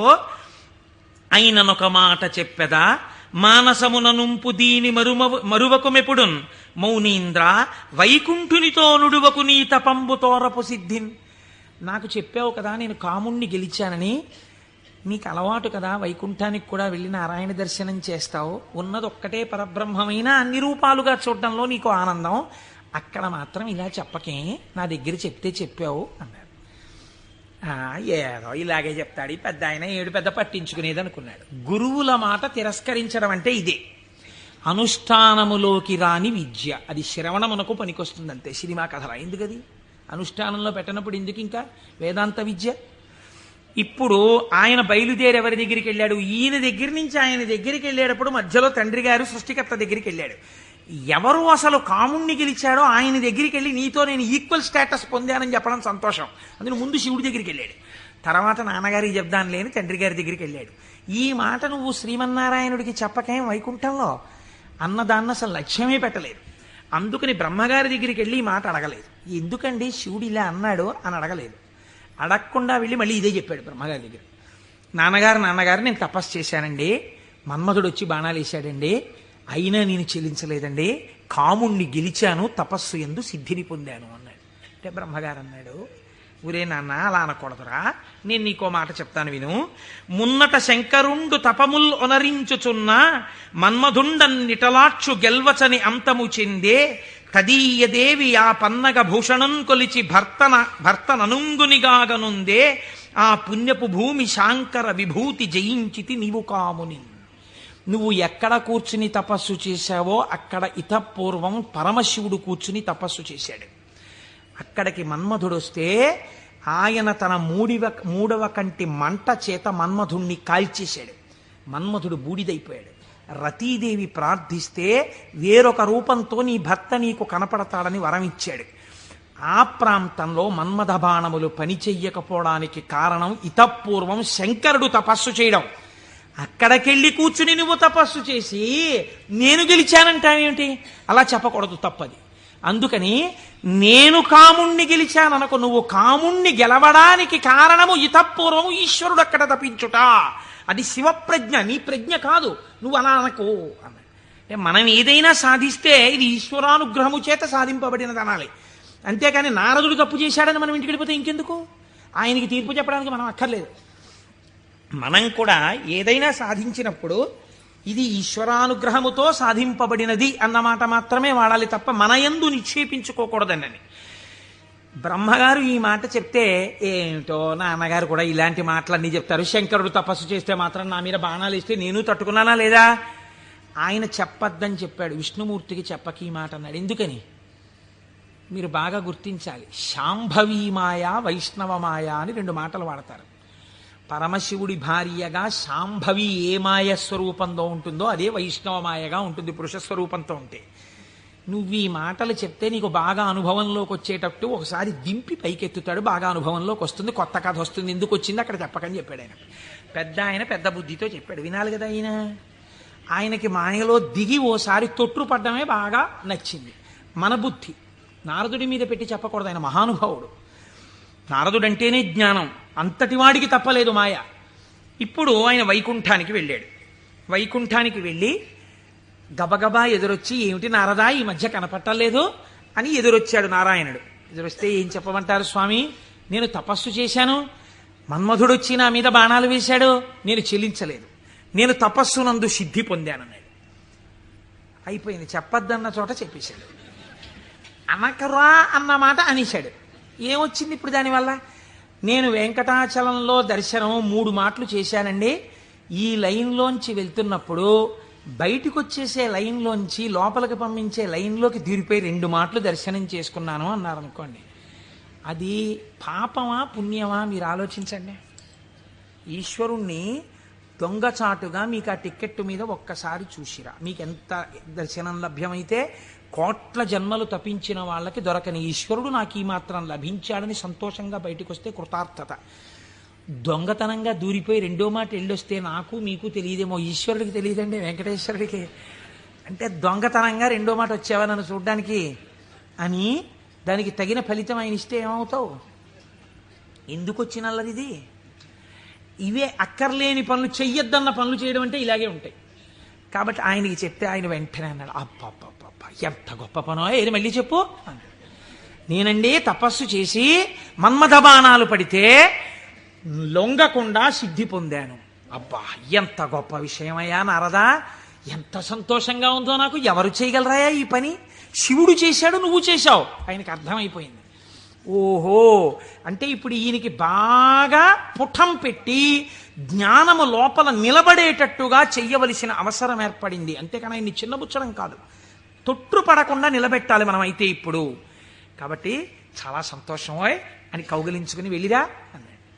ఇప్పుడు మాయ ప్రారంభం అయిపోయినట్టే కదండి, అది నడిపిస్తుంది ఎటు వెళ్ళాలో. ఈయన బయలుదేరి వెడుతున్నాడు. వెడుతూ వెడుతూ ఒక రాజ్యంలోకి వెళ్ళాడు. ఆ రాజ్యాన్ని పరిపాలించేటటువంటి రాజు పేరు శీలనిధి, ఆయన కుమార్తె పేరు శ్రీమతి. వెళ్ళి ఆ శీలనిధి అనబడేటటువంటి రాజు యొక్క అంతఃపురంలోకి వెళ్ళాడు. మహానుభావుడు నారదుడు వచ్చాడన్నాడు, స్వాగతం చెప్పారు, పాదములు కడిగారు, తీసుకొచ్చారు, కూర్చోపెట్టారు. వాళ్ళ అమ్మాయిని తీసుకొచ్చారు. అమ్మాయినికి నమస్కారం చెయ్యమ్మా అన్నారు. ఆ పిల్ల నమస్కారం చేసింది. మా పిల్లకి ఎటువంటి వరుడు వస్తాడో చెప్పండి అన్నారు. ఆ పిల్ల యొక్క చెయ్యి చూసి త్రికాలవేది నారదుడంటే తెలియందేముందండి. ఆయన అన్నాడు, లక్ష్మీదేవికి భర్త ఎవడో, ఎవడు సర్వవ్యాపకుడో, ఎవడు నిరంతరము లోకము చేత పూజింపబడుతుంటాడో, ఎవడు మహానుభావుడో అటువంటి శ్రీ మహావిష్ణువుకు ఈమె ఇల్లాలవుతుంది అన్నాడు. అక్కడ వరకు బాగా చెప్పాడు. కానీ ఆమెని చూడగానే కామాన్ని కదా గెలిచానన్నాడు. ఈవిడ నా ఇల్లాలైతే ఎంత బాగున్నో అనిపించింది. కానీ ఆవిడ జాతకంలో ఏముంది? శ్రీ మహావిష్ణువు భర్త అవుతారని ఉంది. ఈ అమ్మాయికి పెళ్లి ఎలా చేద్దాం అనుకుంటున్నావు అని అడిగాడు. రేపు స్వయంవరం పెట్టామండి, స్వయంవరంలో ఈమె వరమాల వేస్తుంది అంటే విష్ణువు సాకారుడై వస్తాడు ఈ సభలోకి. ఇప్పుడు మళ్ళీ వెనక్కి తిరిగి వైకుంఠానికి వెళ్ళాడు. వెళ్ళి, అయ్యా ఎవరికైనా చెప్పుకుంటే కొంచెం సిగ్గుచేటుగా ఉంటుంది, నా మనస్సు ఆ శ్రీమతిని పెళ్లి చేసుకోవాలి అని ఉవ్విళ్ళు ఉరిపోతోంది, ఆమె నాకు దక్కకపోతే మన్మథబాణముల చేత చచ్చిపోతాను. ఎవరండి ఇంతకు ముందు వచ్చి చెప్పినప్పుడు ఏం చెప్పాడు? మన్మథబాణములను గెలిచి తపస్సునందు సిద్ధి పొందానని చెప్పినవాడు వెనక్కి తిరిగి వెంటనే వచ్చి చెప్తున్నాడు ఇది మాయా అంటే. చూడండి, ఆమె నా ఇల్లాలు కాకపోతే నేను మన్మథబాణములకు చచ్చిపోతాను. నన్ను బతికించవయ్యా, నేను బతకాలంటే నీ రూపం నాకు రావాలి, నీ రూపం నాకు వస్తే ఆమె నా మెళ్ళలో మాల వేస్తుంది, అప్పుడు పెళ్లి చేసుకుంటాను, అందుకని నీ రూపం నాకు ఇవ్వా అని అడిగాడు. అడిగితే ఆయన మహానుభావుడు శ్రీ మహావిష్ణువు, ఆయన ఎంత చమత్కారం చేశాడో చూడండి. హరియొసగెన్మునిక మనోహరమగు తన మేని రూపు నర్రు వరుకు బైహరి శిరసున్ కూరిచే, ఇది అరయక ముని కూరుచుండె అచట మురియుచున్. హరి శరీరాన్ని ఇచ్చాడు, హరిశిరస్సుని ఇచ్చాడు. హరి అంటే రెండు అర్థాలు. హరి అంటే పాపములను హరించే శ్రీ మహావిష్ణువు, హరి అంటే కోతి. హరి శరీరాన్ని కింద వరకు ఇచ్చాడు, కోతి తలకాయని పైనిచ్చాడు. నువ్వు హరి రూపాన్ని కదా అడిగావు, హరి రూపాన్ని ఇచ్చానన్నాడు. మాట తప్పనట్టు. ఆయన ఎంత తెలివైనవాడో చూడండి. ఈయనకేం కనపడుతుంది, ఇలా చూసుకున్నాడు. శ్రీ మహావిష్ణువు చేతులు, శ్రీ మహావిష్ణువు రంగు, శ్రీ మహావిష్ణువు కౌస్తుభం, ఆ వనమాల, ఆ పట్టుపంచ, ఆ కుర్చీళ్ళు అన్ని శ్రీ మహావిష్ణువు. తన ముఖం తనకు కనపడదుగా. అద్దంలో చూసుకోవడానికి శ్రీమతి దగ్గరికి వెళ్ళిపోవాలి ముందు, స్వయంవరం అయిపోతే. అందుకని గబగబా వెళ్ళిపోయాడు. వెళ్ళిపోయి ఆ స్వయంవరంలో ఒక ఆసనం మీద కూర్చున్నాడు. ఇద్దరు రుద్రపార్షదులు అటు ఇటు కూర్చున్నారు. వాళ్ళు అన్నారు, వీడెవడరా శ్రీ మహావిష్ణువులా పంచకట్టుకున్నాడు, మాలలు వేసుకున్నాడు, ఇటు ఆ కౌస్తుభం పెట్టుకున్నట్టు అలా పెట్టుకున్నాడు, ఆ వనమాల వేసుకున్నట్టు వేసుకున్నాడు, పైన కోతి మొహం, వీడిని ఎవరు పెళ్లి చేసి ఎలా శ్రీమతి మాల వేస్తుంది, ఇటు ఇలా వచ్చాడేమిటి అంటున్నారు. ఆయనకి ఎంతసేపు యావని వినిపిస్తోందంటే నా మెళ్ళో మాల వేసేస్తుందని కుళ్ళిపోయి వీళ్ళు ఇలా అనుకుంటున్నాడు. ఆ శ్రీమతి దండ పట్టుకుని దగ్గరికి వచ్చింది. తీరా దండ పట్టుకుని దగ్గరికి వచ్చేటప్పటికి కాళిదాస మహాకవి వర్ణిస్తారులేండి. ఆ ఇందుమతీదేవి దండ పట్టుకుని ఎవరి దగ్గరికి వెడితే వాళ్ళకి పగటిపూటలా అనిపించింది. ఎందుకంటే ఆవిడ యొక్క వెలుతురులో వాళ్ళు ప్రకాశించారు. ఆ తర్వాత కొంచెం ముందుకెళ్ళేటప్పటికి ఆవిడ వెళ్ళిపోయింది, వీళ్ళు చీకట్లో ఉండిపోయేవారు. నాకు కొన్ని ఆశ్చర్యంగా ఉంటాయి. నేను ఇంట్లోకి వెళ్ళేటప్పటికి కరెంటు పై చీకటిగా ఉంది. మా అమ్మాయి ఒక ఛార్జింగ్ లైట్ పట్టుకుని వచ్చి ఆ వెలుతురులో, నాన్నగారండి మిమ్మల్ని నేను వెలుతురులోకి తీసుకొస్తున్నాను అంది. చాలా గొప్ప మాట అమ్మా అన్నాను. అంటే ద్వంద్వార్థములతో మాట్లాడింది. చాలా సంతోషం తల్లి, ఫోన్లే నా కూతురి చేత నేను వెలుగులోకి వచ్చినా చాలా గొప్పవాడినే కదా.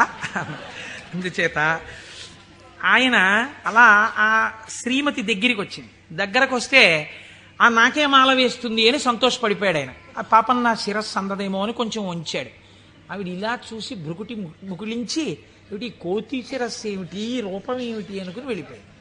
ఈలోగా రావలసిన శ్రీహరి రాజకుమారుడి వేషంలో వచ్చాడు. ఆవిడ గుర్తుపట్టింది, మాల తీసుకెళ్లి శ్రీమన్నారాయణుడి మెడలో వేసేసింది. ఈవిడ్ని తీసుకుని ఆయన చక్కబోయాడు వైకుంఠానికి. ఈయనకి ఎక్కడ లేని బాధ కలిగింది. ఈలోగా పక్కనున్న రుద్రపార్షదులు ఇద్దరు అన్నారు, ఏమయ్యా నీకు ముందే చెప్పాం, కోతి మొహం వేసుకుని సభలోకి వచ్చావేమిటయ్యా అని నిన్నెవరు పెళ్లి చేసుకుంటారనుకున్నావయ్యా అన్నారు. అనేటప్పటికీ వాళ్ళిద్దరికీ కూడా మీరు రాక్షసయోనుల యందు జన్మించెదరుగాక అని చెప్పించాడు. తప్పెవరిది? ఒప్పు చెప్పిన వాళ్ళెవరు? ఒప్పు చెప్పిన వాడికి తపఫలితంతో శాపం ఇచ్చాడు. మాయా ప్రభావము కామక్రోధముల యందు ఎలా తిప్పుతుందో చూడండి. శపిస్తే వాళ్ళెటువంటి స్థితిలో ఉన్నారు? ఇదంతా శివేచ్ఛ అని వాళ్ళు నమ్మారు. ఇది పరమభక్తి. వాళ్ళకి ఆ కష్టమే వచ్చినా ఇది కూడా ఈశ్వర శాసనమే అనుకున్నారు. వారులు జ్ఞానధనము చేకూరిన వారౌటమదిని కుందకయే శివేచ్ఛారీతి నడచునని అన్నారదునిన్ దూరరైరి నడచి రెచటికో. వాళ్ళు ఇదేమిటయా మమ్మల్ని ఇలా శపించావు, నువ్వు కోతి మొహం పెట్టుకుని వచ్చి అని చెప్పి తిరిగి శపించకుండా ఇది కూడా శివేచ్ఛే అని వాళ్ళు వెళ్ళిపోయారు. వాళ్ళు మహాజ్ఞానులు. ఇప్పుడు ఈయన గబగబా మళ్ళీ వైకుంఠానికి వెళ్ళాడు. వైకుంఠానికి వెళ్ళి ఎంత పనిచేశావయా శ్రీమన్నారాయణ, నీ రూపం నాకు ఇమ్మని అడిగాను, హరి రూపం ఇమ్మని అడిగితే హరి రూపం హరి శిరస్సు కోతి శిరస్సు పెట్టావు. దానివల్ల శ్రీమతిని నువ్వు పెళ్లి చేసుకున్నావు, నాకు కాకుండా చేశావు. నన్ను ఎంత అవమానాలు పాలు చేశావు. ఇది రేపొద్దున శివపురాణంలోకి ఎక్కేస్తుంది. ఓ చేతకాని కోటేశ్వరరావు చెప్పడం మొదలెట్టేస్తాడు. నా బతుకు బజార్లో పెట్టేశావు నిన్ను వచ్చి అడిగినందుకు. ఎంత రహస్యంగా అడిగాను, దానికి ఎంత కథ సృష్టించావు. చూడు నా కడుపు ఎంత మండిపోతుందో. మరియున్ వానర ముఖమును సరియని నాకిచ్చినట్టి చందమునకు వానరులే శరణం బౌదురు నరుడవు నీ వగుచు వగగ నంగల అవని. నీవు ఒకానొక నాడు నరుడవై పుట్టి అందచందాలు కలిగిన భార్య దూరమైపోతే అరణ్యంలో పడి ఏడిస్తే ఈ కోతి ముఖం ఉన్న వాళ్లే వచ్చి సహాయం చేసి నీ భార్యతో నిన్ను కలుపుతారు, నిన్ను శపిస్తున్నానన్నాడు. మహానుభావుడు కనుక శ్రీమన్నారాయణుడు దాన్ని కూడా లోకానికి ధర్మ మార్గం నేర్పడానికి రామావతారమునందు సీతావియోగంగా తీసుకున్నాడు. ఇప్పుడు ఈ శాపవచనాన్ని కూడా విడిచిపెట్టేశాడు. ఇద్దరిని శపించేశాడు, భగవంతుణ్ణే శపించాడు, రుద్రపార్షదుల్ని శపించాడు, కామమునకు వశుడయ్యాడు. ఇప్పుడు స్వస్థత కలిగింది. ఏమిటి నేను పొందింది అనుకున్నాడు. చిచ్చి చిచ్చి, ఎక్కడి నా జన్మ, ఎక్కడి తపస్సు, ఎక్కడి మహతి. ఆనాడు శంకరుడు చెప్పాడు, నేను గెలిచానని అనద్దు, ప్రత్యేకించి వైకుంఠంలో ఈ మాట చెప్పకు సుమా అని చెప్పాడు ఆయన. అక్కడే చెప్పాడు. కాబట్టి శివవాక్కు గురువాక్కు, ఏది అనకురా, ఏదైనా ఈశ్వరుడు ఇచ్చాడను నీకు ఇబ్బంది ఉండదు. అంటే వీడు ఏదైనా సాధించేటప్పటికీ నాది అంటాడు, ఏదైనా పోయేటప్పటికీ దిక్కుమాల దేవుడు ఏం చేశాడు నాకంటాడు. రెండూ పాపకర్మలే. కాబట్టి ఇప్పుడు ఆ మాయ తొలగింది. ఇప్పుడు శ్రీమన్నారాయణుడిని చూసి అన్నాడు, ఎట్లు మహాత్మా, నిన్ను శపించిన దోషము నాకు బాయు, నీ వెట్లు భరించి యొందగల వీచెడు తాపసి ఏవయైన ఈ తిట్లు సహింపరానివిక, తీండ్రపుటల్కను ముక్క ముక్క యౌనట్లుగా నన్ను చెండదగు, అండజకేతన చక్రధారచేన్. యుక్తాయుక్త విచక్షణ మరిచి నేను మాట్లాడినటువంటి మాటలకి నా యొక్క నాలుకని ముక్కలు ముక్కలుగా కత్తిరించెయ్యాలి. ఎంత మాత్రము ఇంకా జాగు చెయ్యకుండా, మహానుభావ, అండచకేతన అంటే గుడ్డులోంచి పైకొచ్చినటువంటి గరుత్మంతుడు నీ యొక్క ధ్వజమునకు చిహ్నముగా కలిగినటువంటి వాడా, మహానుభావా, నీ చక్రధారల చేత నా నాలుకని ముక్కలు ముక్కలుగా కత్తిరించేవయా, అప్పుడు కాని నేను చేసిన పాపం పోదని కన్నీటి ధారలతో ఆయన పాదాల్ని అభిషేకించి ఆయన కాళ్ళ మీద పడ్డాడు. నారదుడు కాబట్టి అంత తొందరగా మళ్ళీ స్వస్థితిని పొందగలిగాడు. మనం కొన్ని కోట్ల కోట్ల జన్మలు తిరుగుతుంటాం. మీరు చూడండి, రామాయణంలో సీతావియోగానికి కారణమైంది ఒక రజకుడి మాట. అదే రజకుడు మళ్ళీ ద్వాపర యుగంలో రజకుడిగా వచ్చాడు. కృష్ణ భగవానుడు వెళ్ళి 4 చీరలు ఇవ్వయా, పంచెలు ఇవ్వయా, కట్టుకుంటానన్నాడు. ఎట్టట్రా మనుజేంద్ర చెలమలు మీ కియ్యంబాడియే మిరలుం కట్టంబోలుదురే, పయోఘృతదది క్షీరంబులన్ మెక్కి ఇట్లాడంజనుగాక, గొల్లలకు మీకి భంగి నోరారెడిన్ కట్టా ప్రణంబులు కొలుపోయదుసు మీ కంసోద్ధతిన్ బాలక. ఆయన 4 పంచెలు ఇవ్వరా అంటే వీడు ఇన్ని మాటలు మాట్లాడాడు. ఎట్టెట్రా, ఏంట్రా, నీకు రాజుగారి బట్టలు కావలసి వచ్చాయా? బాగా నందవ్రజంలో పాలు వెన్న తిని ఒళ్ళు కొవ్విందా? నీకు రాజు పంచెలు కావాలా? పంచె కట్టుకోవడం కాదురా, ఈ మాట తెలిస్తే కంసప్రభువుకి ఏమవుతావో తెలుసా, ముక్కలైపోతావు అన్నాడు. అంటే కృష్ణ భగవానుడు అన్నాడు, అన్నయ్య, ఇంకొక అవకాశం ఇచ్చి చూశా, సరేనని ఒక పంచె ఇస్తే చేసిన పాపం తీసేద్దామని చూశా. యుగం మారిపోయినా వీడి బుద్ధి మారలా. ఈ తల ఇక మామూలుగా పనికిరాదు, నీ గుద్దొక్కటి గుద్ది 1000 వ్రక్కలు చేయన్నయా శిరస్సునన్నాడు. ఒక్క గుద్దు గుద్ది 1000 ముక్కలు చేశారు. నోటి మాట సంస్కారంగా ఉండాలి. మాట సంస్కారంగా ఉండడం మొదట నేర్చుకుంటే చాలా తప్పులు దిద్దబడిపోతాయి. అందుకే శివుడు చెప్పింది ఈ మాట వైకుంఠంలో చెప్పకు. నీవు ఏది చేసినా ఈశ్వర ప్రజ్ఞకి ముడిపెట్టు. నీ కొడుక్కో ర్యాంక్ వచ్చింది, ఇది ఈశ్వరానుగ్రహం అండి. మా అబ్బాయికో ర్యాంక్ వచ్చింది. నువ్వు మంచి పంచె కట్టుకున్నావు, ఈశ్వరానుగ్రహం అండి. ఓ పంచె కట్టుకున్నాను.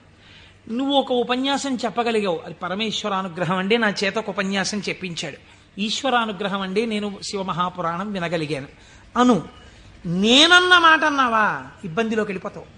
ఇది అనకు. మొదట దిద్దుకోవలసినది వాక్కు దిద్దుకో.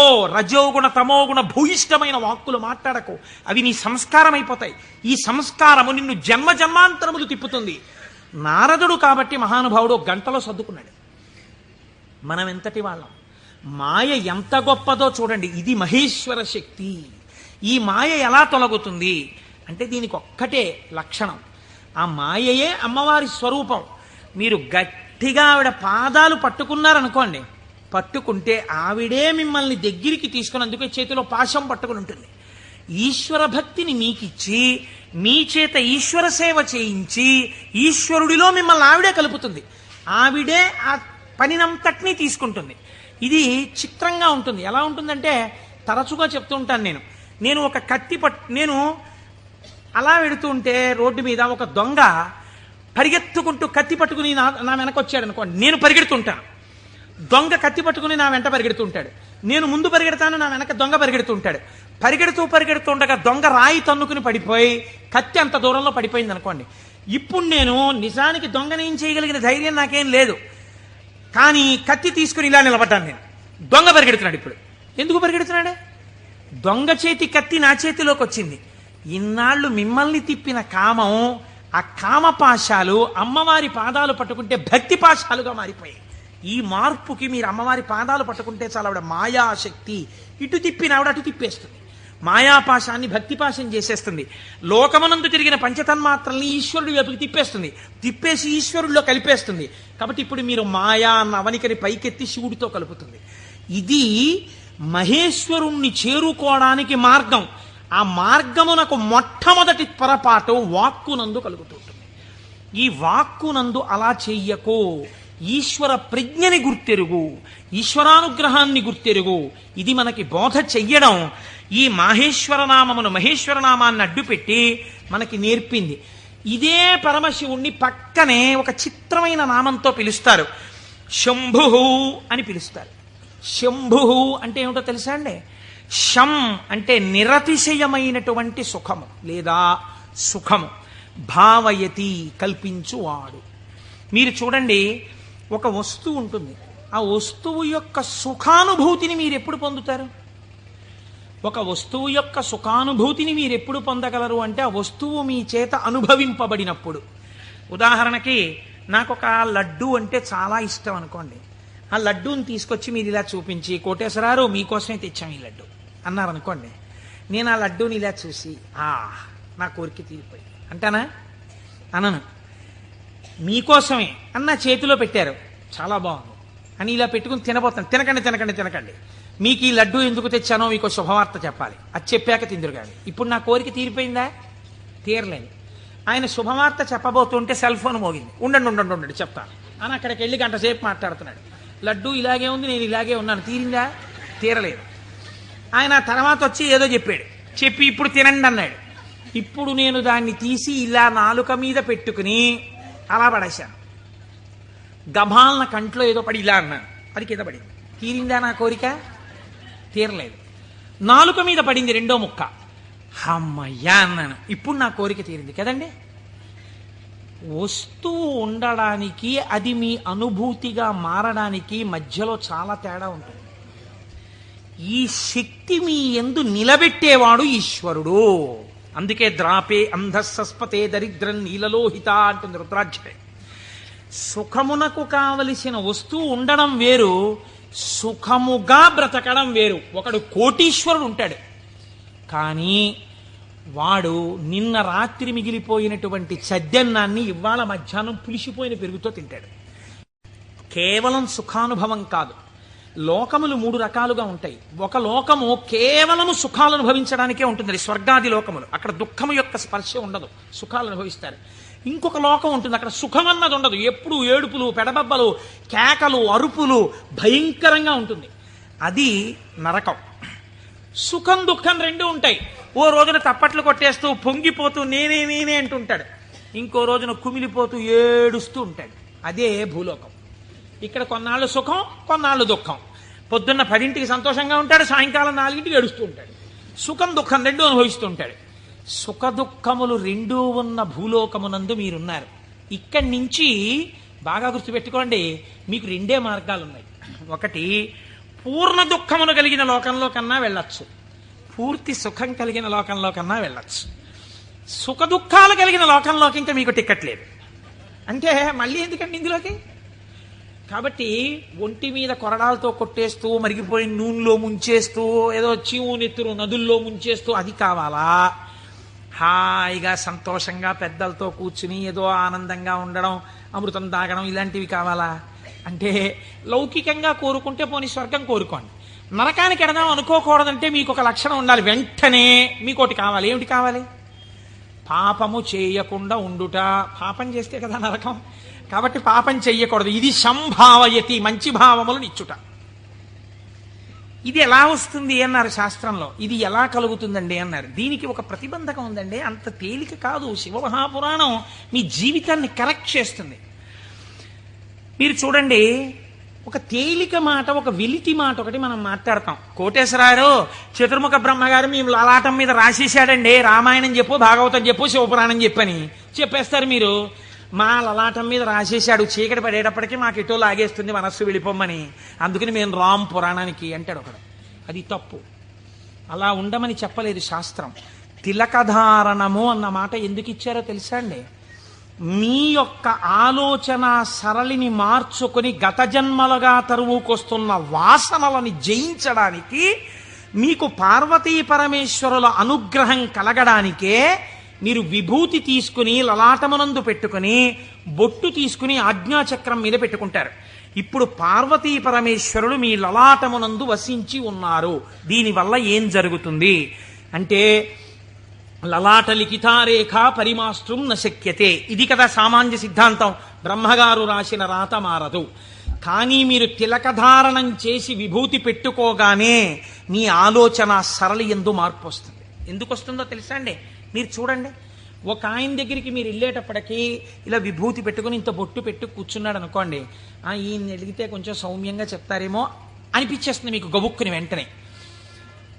ఏమీ లేకుండా కొరకొర చూస్తున్నాడు అనుకోండి, బాబా ఆయన దగ్గరికి ఎందుకు లేండి అనిపిస్తుంది. అసలు మీరు భస్మ బొట్టు కనపడేటప్పటికి సాత్విక ప్రవృత్తి ముఖంలో కనపడిపోతుంది. సరికదా, ఆజ్ఞాచక్రం మీద బొట్టు అమ్మవారి యొక్క అనుగ్రహం. అమ్మవారి అనుగ్రహం ఆజ్ఞాచక్రం మీద ప్రసరణం మొదలవగానే మీ బుద్ధి యందు ఆలోచన మారిపోతుంది.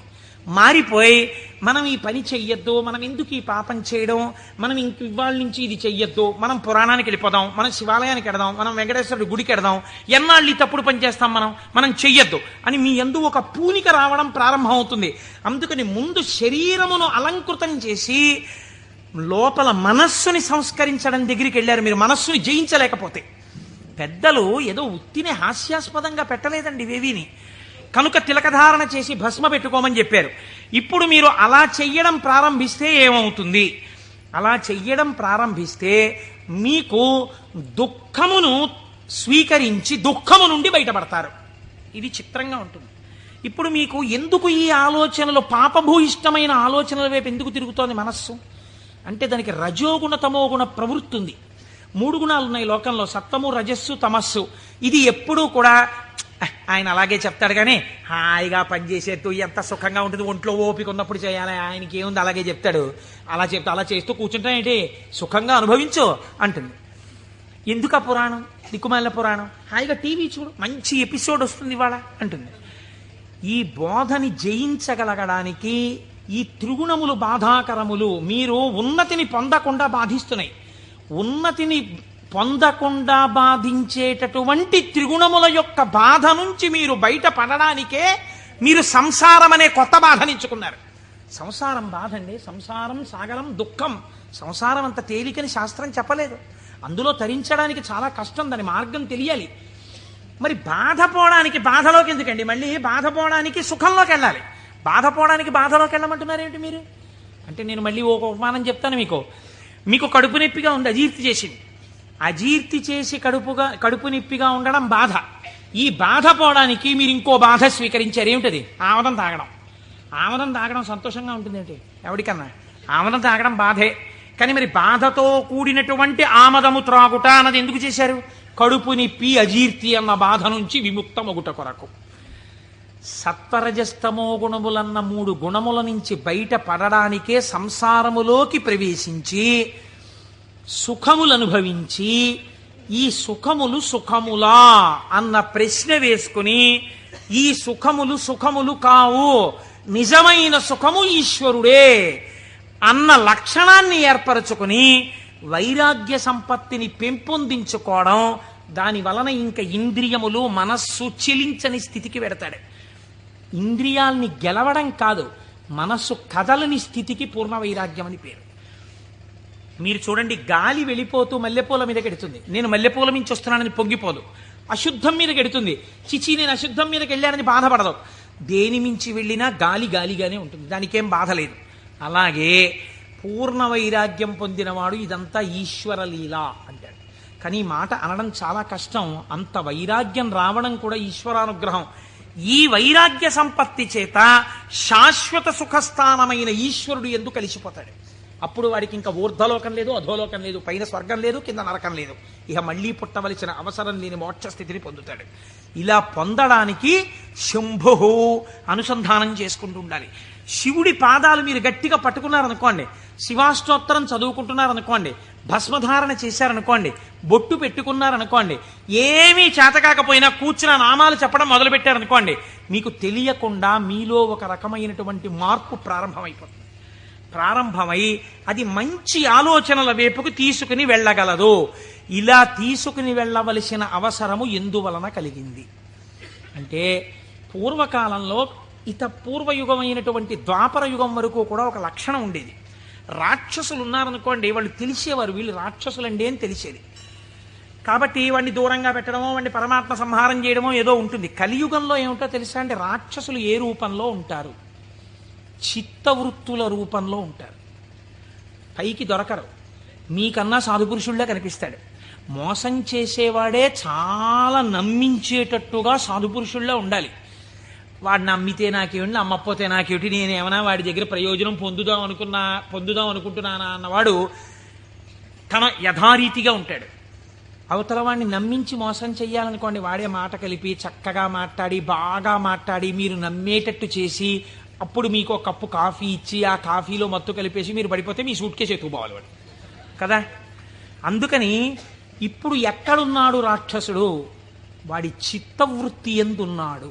మీరు చూడండి, నిజంగా ఈ చిత్తవృత్తుల రూపంలో రాక్షసులు ఉండి ఉంటే త్రేతాయుగంలో విశ్వామిత్రుడు యాగం చేయగలడా? చెయ్యలేడు. ఇక్కడే ఉన్నారు రాక్షసులు. రాముడు ఈ లోపల రాక్షసుల్ని చంపడానికి తానే అనుసంధానం చేసుకోవాలి. బయట రాక్షసులుగా ఉన్నారు. రాముడు వచ్చి బాణం వేసుకొట్టి చంపాడు.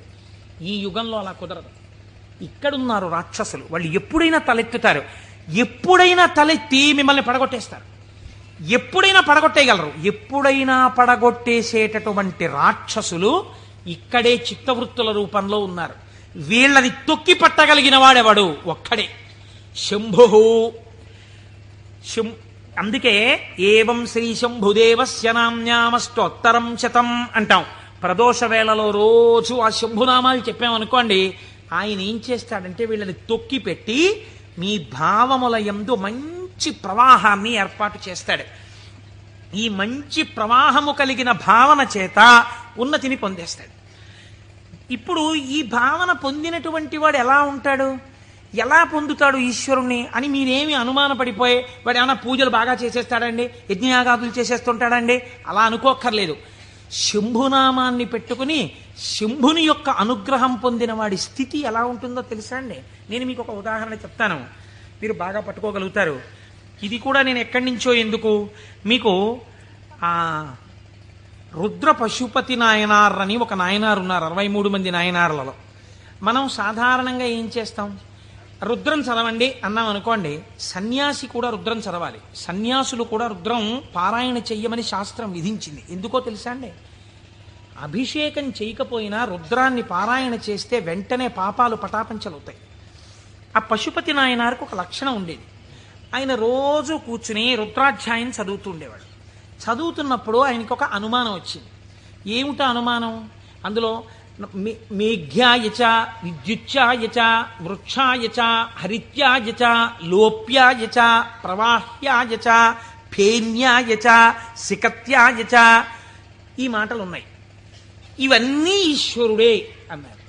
అంటే నీరు ఈశ్వరుడు, నీటి మీద నురుగు ఈశ్వరుడు, చెట్టు ఈశ్వరుడు, చెట్టు మీద పిట్ట ఈశ్వరుడు, చెట్టులో ఆకుపచ్చతనం ఈశ్వరుడు.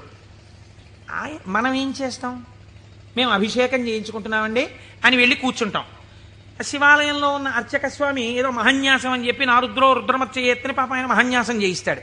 చేయించిన తర్వాత మీరేవో పాలు పెరుగు పంచదార పళ్ళరసాలు పట్టుకెడతారు. ఆయన రుద్రాధ్యాయం చదువుతూ పోసేస్తాడు. పోసి అభిషేకం చేస్తుంటాడు. మీరేం చేస్తారు?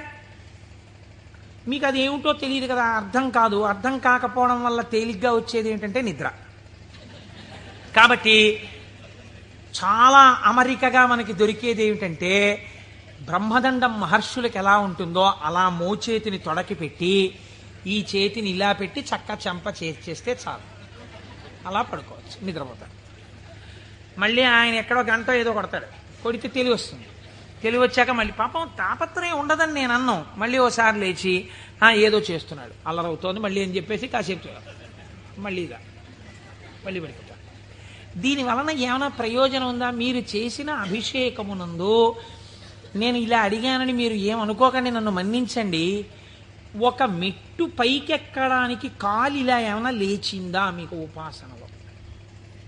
అంటే నేను అభిషేకం చేయించుకోవద్దని, శివాలయానికి వెళ్ళొద్దని నేను చెప్పట్లా, చేయించుకోవాలి అరిష్టం పోవడానికి. కానీ మీ ఉపాసనలో మీరు మెట్టు ఎక్కారా? కాదు కదా. ఇది రుద్రం పారాయణ చేయడం అంటే ఇది. ఆయన అన్నాడు, ఆ నాయనారు ఆయనకు ఒక చిత్రమైనటువంటి ఆలోచన వచ్చింది. ఆయన తిరుమలయార్ అనబడేటటువంటి ప్రాంతంలో ఉండేవాడు.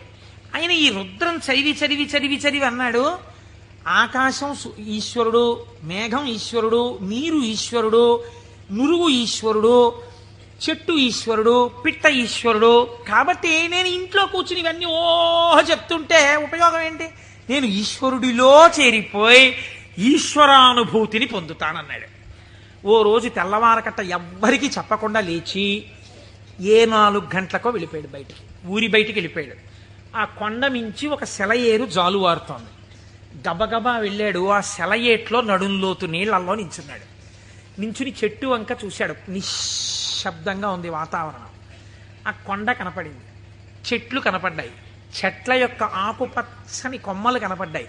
అంత నిశ్శబ్దంలో గలగల పారుతున్నటువంటి సెలయేటి శబ్దం వినపడుతోంది. ఆ నీటి మీద వెళ్ళిపోతున్న నురుగు కనపడింది. ఆయన వెంటనే ఆ ఒంటికి తగిలిన చల్లతనంలో ఈశ్వరుడు కౌగిలించుకున్న అనుభూతిని పొందాడు. ఇవి ఈశ్వరుడు కదా, నేనిప్పుడు ఈశ్వరుడిలో ఉన్నాను నీటిలో. కాబట్టి నేను నా కళ్ళతో చూస్తున్న మేఘం ఈశ్వరుడు, నేను మొలలోతులో ఉన్నది ఈశ్వరుడు, ఇలా వెడుతున్నది ఈశ్వరుడు, నేను చూస్తున్న ఆ కదులుతున్న ఈశ్వరుడు. నాకు ఇంట్లో చదువుతున్నప్పుడు అలా బిగిసిపోయినట్టుగా ఉన్న ఈశ్వరుడు కనపడేవాడు. ఇప్పుడు ఇన్ని చేతులతో కాళ్లతో కదులుతూ నన్ను కౌగిలించుకున్నాడు ఈశ్వరుడు అని గట్టిగా గొంతెత్తి నమ పేన్యాయ చ సికత్యాయ చ ప్రవాహ్యాయ చ నమ వృక్షాయ చ హరిత్యాయ చ లోప్యాయ చ అని పారాయణ చేశాడు. ఆ పారాయణ చేస్తూ ఆనందం అనుభవించేసి బయటికి రాలేక బయటికి వచ్చేవాడు. బయటికి వచ్చి ఒళ్ళు తుడిచేసుకుని పొడిబట్ట కట్టుకుని ఇంటికి వెళ్ళిపోయేవాడు. మళ్ళీ మధ్యాహ్నం అయ్యేది. ఆ చెరువు దగ్గరికి వెళ్ళి సంధ్యావందనం చేసుకుంటాననేవాడు. మళ్ళీ వెళ్ళిపోయి మళ్ళీ అందులో నించునేవాడు. మళ్ళీ శివుడు అబ్బా కదులుతున్నాడు. అవుగో అవే ఆయన చేతులు, నా స్వామి ఇలా అంటున్నాడు, చేతులు ఊపుతున్నాడు, రా రా రా అని పిలుస్తున్నాడు, అవే కొమ్మల రూపంలో ఊగుతున్నాయి. నా స్వామి ఇదిగో ప్రవహిస్తున్నాడు. నా స్వామి వేదం ఋషులకి చెప్పినప్పుడు ఇలాగే వినపడి ఉంటుంది, అదిగో ఝరి శబ్దం వినపడుతోందన్నాడు. మొన్న మేము తిరుమల వెళ్ళి పాండవుల తీర్థం కింద దగ్గర కూర్చుంటే వెనకాతల నుంచి నదీ ప్రవాహం వెడుతుంటే చప్పుడు వచ్చింది. కాసేపు ఆగి మీరు ఆ శబ్దాన్ని వినండి అన్నాను నేను. ఆ వినండి అనడం వెనకాతల నా భావన అదే.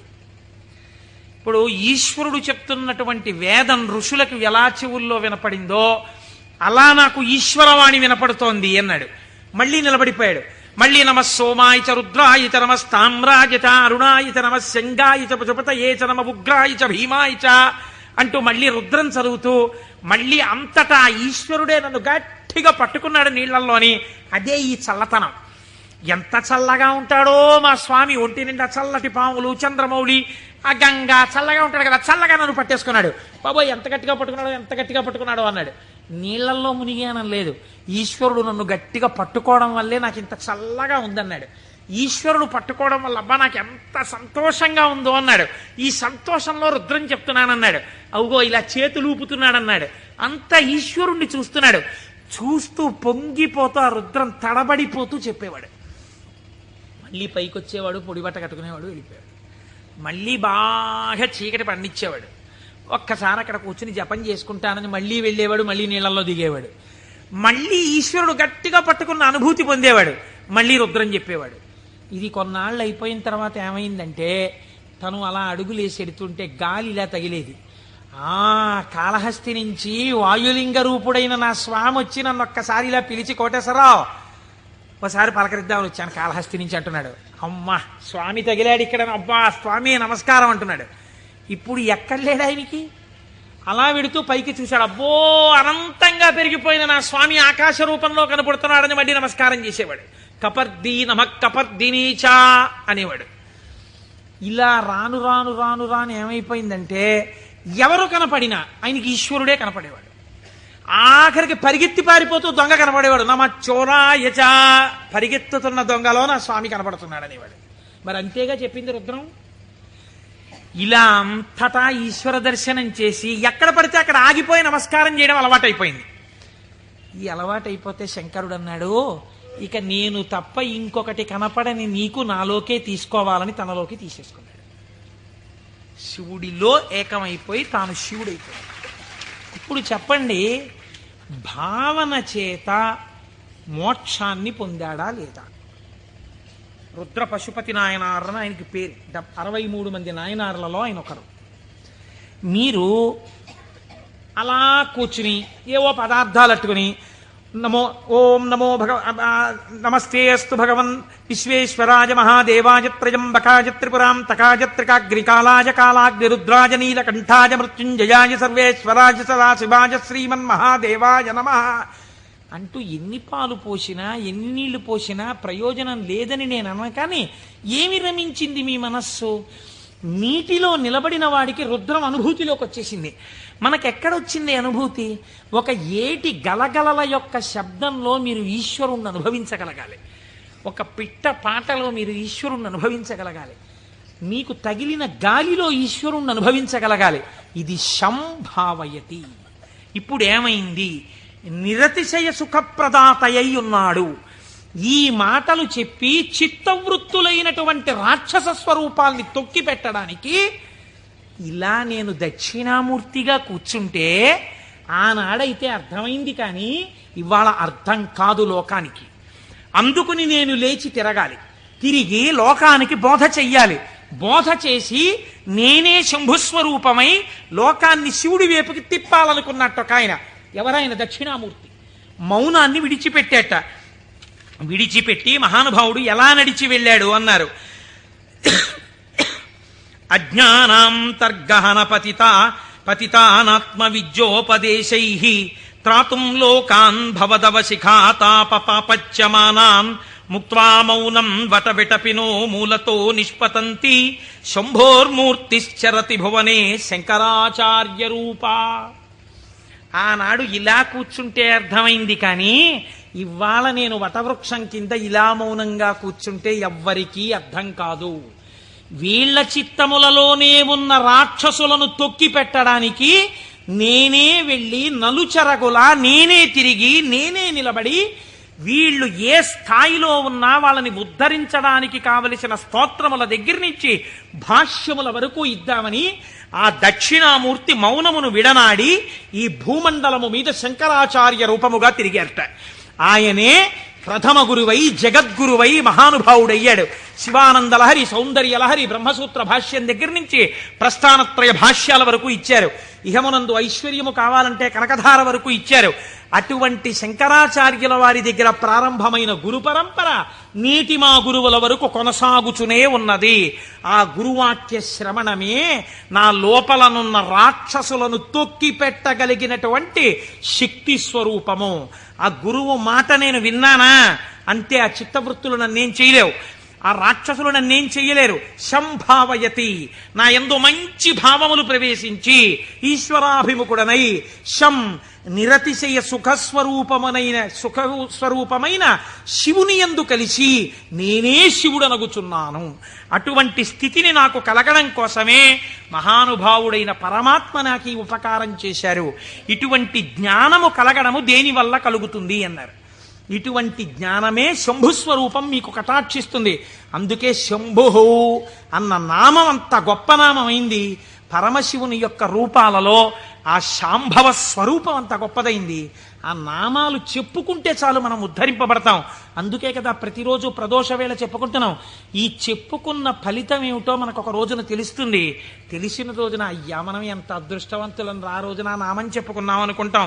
మనకి పెద్దలు ఒక మాట చెప్తారు, శరీరమునందు ఆరోగ్యం లుప్తమవుతోంది అనుకోండి, ఆరోగ్యము మళ్ళీ పొందికగా కుదరాలంటే ఒక్కరి వలన మాత్రమే కుదురుతుంది. సూర్యోపాసన చెయ్యాలి, ఆదిత్య హృదయం చదువుకోవాలి. ఆరోగ్యం భాస్కరాదిచ్చేత్, శరీర ఆరోగ్యము, మనస్సు ప్రశాంతముగా ఉండుట సూర్య భగవానుని యొక్క అనుగ్రహము వలన కలుగుతుంది. శ్రియమిచ్చేత్ హుతాశనం. ఇవాళే పొద్దున నేను ఒక ఉపనయనానికి వెళ్ళాను. ఆ ఉపనయనానికి వెళ్ళినప్పుడు మా దొరగారితో, చూశారా దొరగారు అగ్నిహోత్రాన్ని ఎలా ప్రార్థన చేస్తారో అని మా దొరగారికి చెప్తూ అక్కడ కూర్చున్నాను. ఆ అగ్నిహోత్రం చేసినప్పుడు అగ్ని కార్యం చేస్తూ ఆ అగ్నిహోత్రాన్ని అడుగుతారు, నాకు ఇవన్నీ, ఈ వీర్యము, ఈ పరాక్రమము, ఈ ఐశ్వర్యము, ఈ ధనము, ఈ సంపత్తి, ఇవన్నీ కూడా నాకు ఆ హుతాశన నాకు ఇయ్యి అనగా, ఓ అగ్నిహోత్రమా నువ్వు నాకు కటాక్షించు అని అడుగుతారు. అందుకే అగ్ని కార్యం చెయ్యడానికి సమర్థత కలిగిన వాడైతే తానే అగ్ని కార్యం చేస్తాడు. నాకు లేదు అగ్ని కార్యం చెయ్యగలిగిన సమర్థత, ఏం చెయ్యాలి అన్నారు. ఇప్పుడు మీకు నేను ఒక ఉదాహరణ చెప్తా. రేపు ఫిబ్రవరి 11వ తారీఖున సుబ్రహ్మణ్యేశ్వర స్వామి వారి యొక్క హోమం జరుగుతుంది ఇక్కడ. ఆ హోమం జరిగినప్పుడు మీరు చెయ్యగలరా సుబ్రహ్మణ్య హోమం? ఆచంద్ర తారార్కం వంశం నిలబడాలి. ఎక్కడో ఒక చోట వంశం ఆగిపోయే ప్రమాదం రావచ్చు. కానీ ఒక్కసారి ఎవడు సుబ్రహ్మణ్యుడి కావిడి భుజం మీద పెట్టుకున్నాడో, సుబ్రహ్మణ్యుడికి హోమం చేశాడో, వాడి వంశం ఆగదు. అటువంటి ప్రతిబంధకం ఉంటే తొలగిపోతుంది. ఇప్పుడు మీకు రాదు ఆ హోమం చేయడం, మరి మీరేం చెయ్యాలి అంటే, కలియుగమునందు పురుషార్థమును వెచ్చించు. అందుకని టికెట్ పెడతారు. దాని మీద డబ్బులు సంపాదించడానికి కాదు. ఒక టిక్కెట్ పెడితే మీ ద్రవ్యాన్ని మీరు వినియోగించాలి. అది ఓ 1000 రూపాయలు అవుతుంది అనుకోండి, మీ దగ్గర 2000 పుచ్చుకోరు. ఎందుకు పుచ్చుకోకూడదు? అలా పుచ్చుకుంటే వీళ్ళు మోసం చేసినట్టు అవుతుంది. ఎంత అవసరమో అంత పుచ్చుకుంటారు. ఇప్పుడు మీరు ఈ ద్రవ్యం ఇచ్చి బాహ్య అంతఃశౌచమును పాటిస్తారు. అంటే స్నానం చేసి విభూతి పెట్టుకుని తిలకం పెట్టుకుని, లేదా మీరు ఏ సంప్రదాయమునందుంటే అటువంటి తిలకధారణ చేసి వచ్చి కూర్చుంటారు. ఆచార్యముఖేన మీ కొరకు ఆచార్యులు చేస్తారు. ఆ పదార్థములన్నింటి మీద మీ చెయ్యేసి మీ గోత్రనామాలు చెప్పి అక్కడ హోమం చేస్తారు. ఇప్పుడు ఈ హోమం ఎవరు చేసినట్టు? మీరు చేసినట్టు మీ ఖాతాలో పడిపోతుంది ఫలితం. కాబట్టి ఇప్పుడు ఏమవుతోంది? మీకు కావలసినటువంటి సుఖమునకు హేతువు కర్మ మార్గము చేత మీకు ఇప్పిస్తారు ఈశ్వరానుగ్రహంతో. ఇలా శ్రియం, అది ఏ రకమైన ఐశ్వర్యమైనా దేని వలన కలుగుతుంది? అగ్ని కార్యము వలన కలుగుతోంది. కాబట్టి శ్రియమిచ్చేత్ హుతాశనం, అగ్నిహోత్రము వలన మీకు ఐశ్వర్యము కలుగుచున్నది. ఈశ్వరాత్ జ్ఞానమన్విచ్చేత్, జ్ఞానదాత మహేశ్వర. ఈశ్వరుని యొక్క అనుగ్రహము వలన మాత్రమే జ్ఞానము కలుగుతుంది. ఆ జ్ఞానం ఇచ్చేవాడికే మహేశ్వరుడని పేరు. ఈ మహేశ్వరుడు ఎందుకు ఇస్తాడు? శంభునామాన్ని మీరు గట్టిగా పట్టుకుని ఆ నామాలతో పిలిస్తే, ఏవం శ్రీ శంభుదేవస్య, శంభుదేవుని నామాలు ప్రదోషంలో పిలుస్తున్నారు అనుకోండి, మీరు పేరు పెట్టి పిలవగా పిలవగా పిలవగా పిలవగా ఏమవ్వాలి? ఆయన పలకాలి. పలికితే ఏమనాలి? మీ వంక చూసి ఏవం శ్రీ శంభుదేవస్య నామ్నామస్తోత్తరం శతం అంటున్నారు మీరు. 108 నామాలతో నిన్ను పిలిచాను. ఆయనకు ఓసారి చూసి, సరే పిలిచావు, నేను శంభుదేవుణ్ణి కాబట్టి ఏం చెయ్యాలి? నీ భావాలు మార్చి నిన్ను ఈశ్వరుడి వైపుకి తిప్పాలి. నీకు సత్ప్రవర్తన కల్పించాలి. నేను నిన్ను చక్కటి వాడిగా రూపుదిద్దేటట్టుగా చెయ్యాలి. నన్ను నువ్వు పిలిచినందుకు నేను నీకు చెయ్యగలిగింది అదే. కాబట్టి ఇప్పుడు ఆయన మీకేం చేస్తాడు? ఇదే చేస్తాడు. మీరు ఆయన విసుక్కున్నా సరేనండి, లోకంలో ఒక నానుడు ఉంది, మీరు చూడండి. అమ్మా అమ్మా అమ్మా అన్నారు అనుకోండి, అమ్మ అంటుంది. ఆవిడ ఏదో పోపు వేయించుకుంటూ ఉంటుంది, అంటుంది. అమ్మా అమ్మా, బా ఏమిటి అమ్మా అమ్మా అమ్మా చెప్పు ఏమిటో. అమ్మ నిన్ననే కాలేజీకి వెళ్ళానా అని మొదలు పెడతాను. నువ్వు ముందు తెవులు చెప్దు కాని విలే, కాలేజ్ టైం అయిపోతుంది అవతల అని పోపెడతా. అది చిన్న బుచ్చి అంటుంది పిల్ల. అంటే ఈ పోపెట్టేసి దగ్గరికి వచ్చి రా జడేస్తాను, ఇప్పుడు చెప్పు ఏమిటి చెప్తాననుకున్నావు? వినకూడదనుకున్నది అనేటప్పటికీ లొంగిపోయి, పోన్లే పాపం వింటే మాత్రం ఏమవుతుందని జడవేయుట అనేటటువంటి ఉపచారం చేస్తూ మరీ వింది అమ్మ. ఎందుకు వింది? 4 మాటలు అమ్మ అమ్మ అమ్మ అన్నందుకు వింది. ఎలా వింది? మీకు ఉపచారం కూడా చేస్తూ వింది. అలా మీరు రోజు ప్రదోషంలో ఏవం శ్రీ శంభుదేవస్య ని శివ శివ శివ శివ అంటే ఆయన ఏం చేస్తాడు?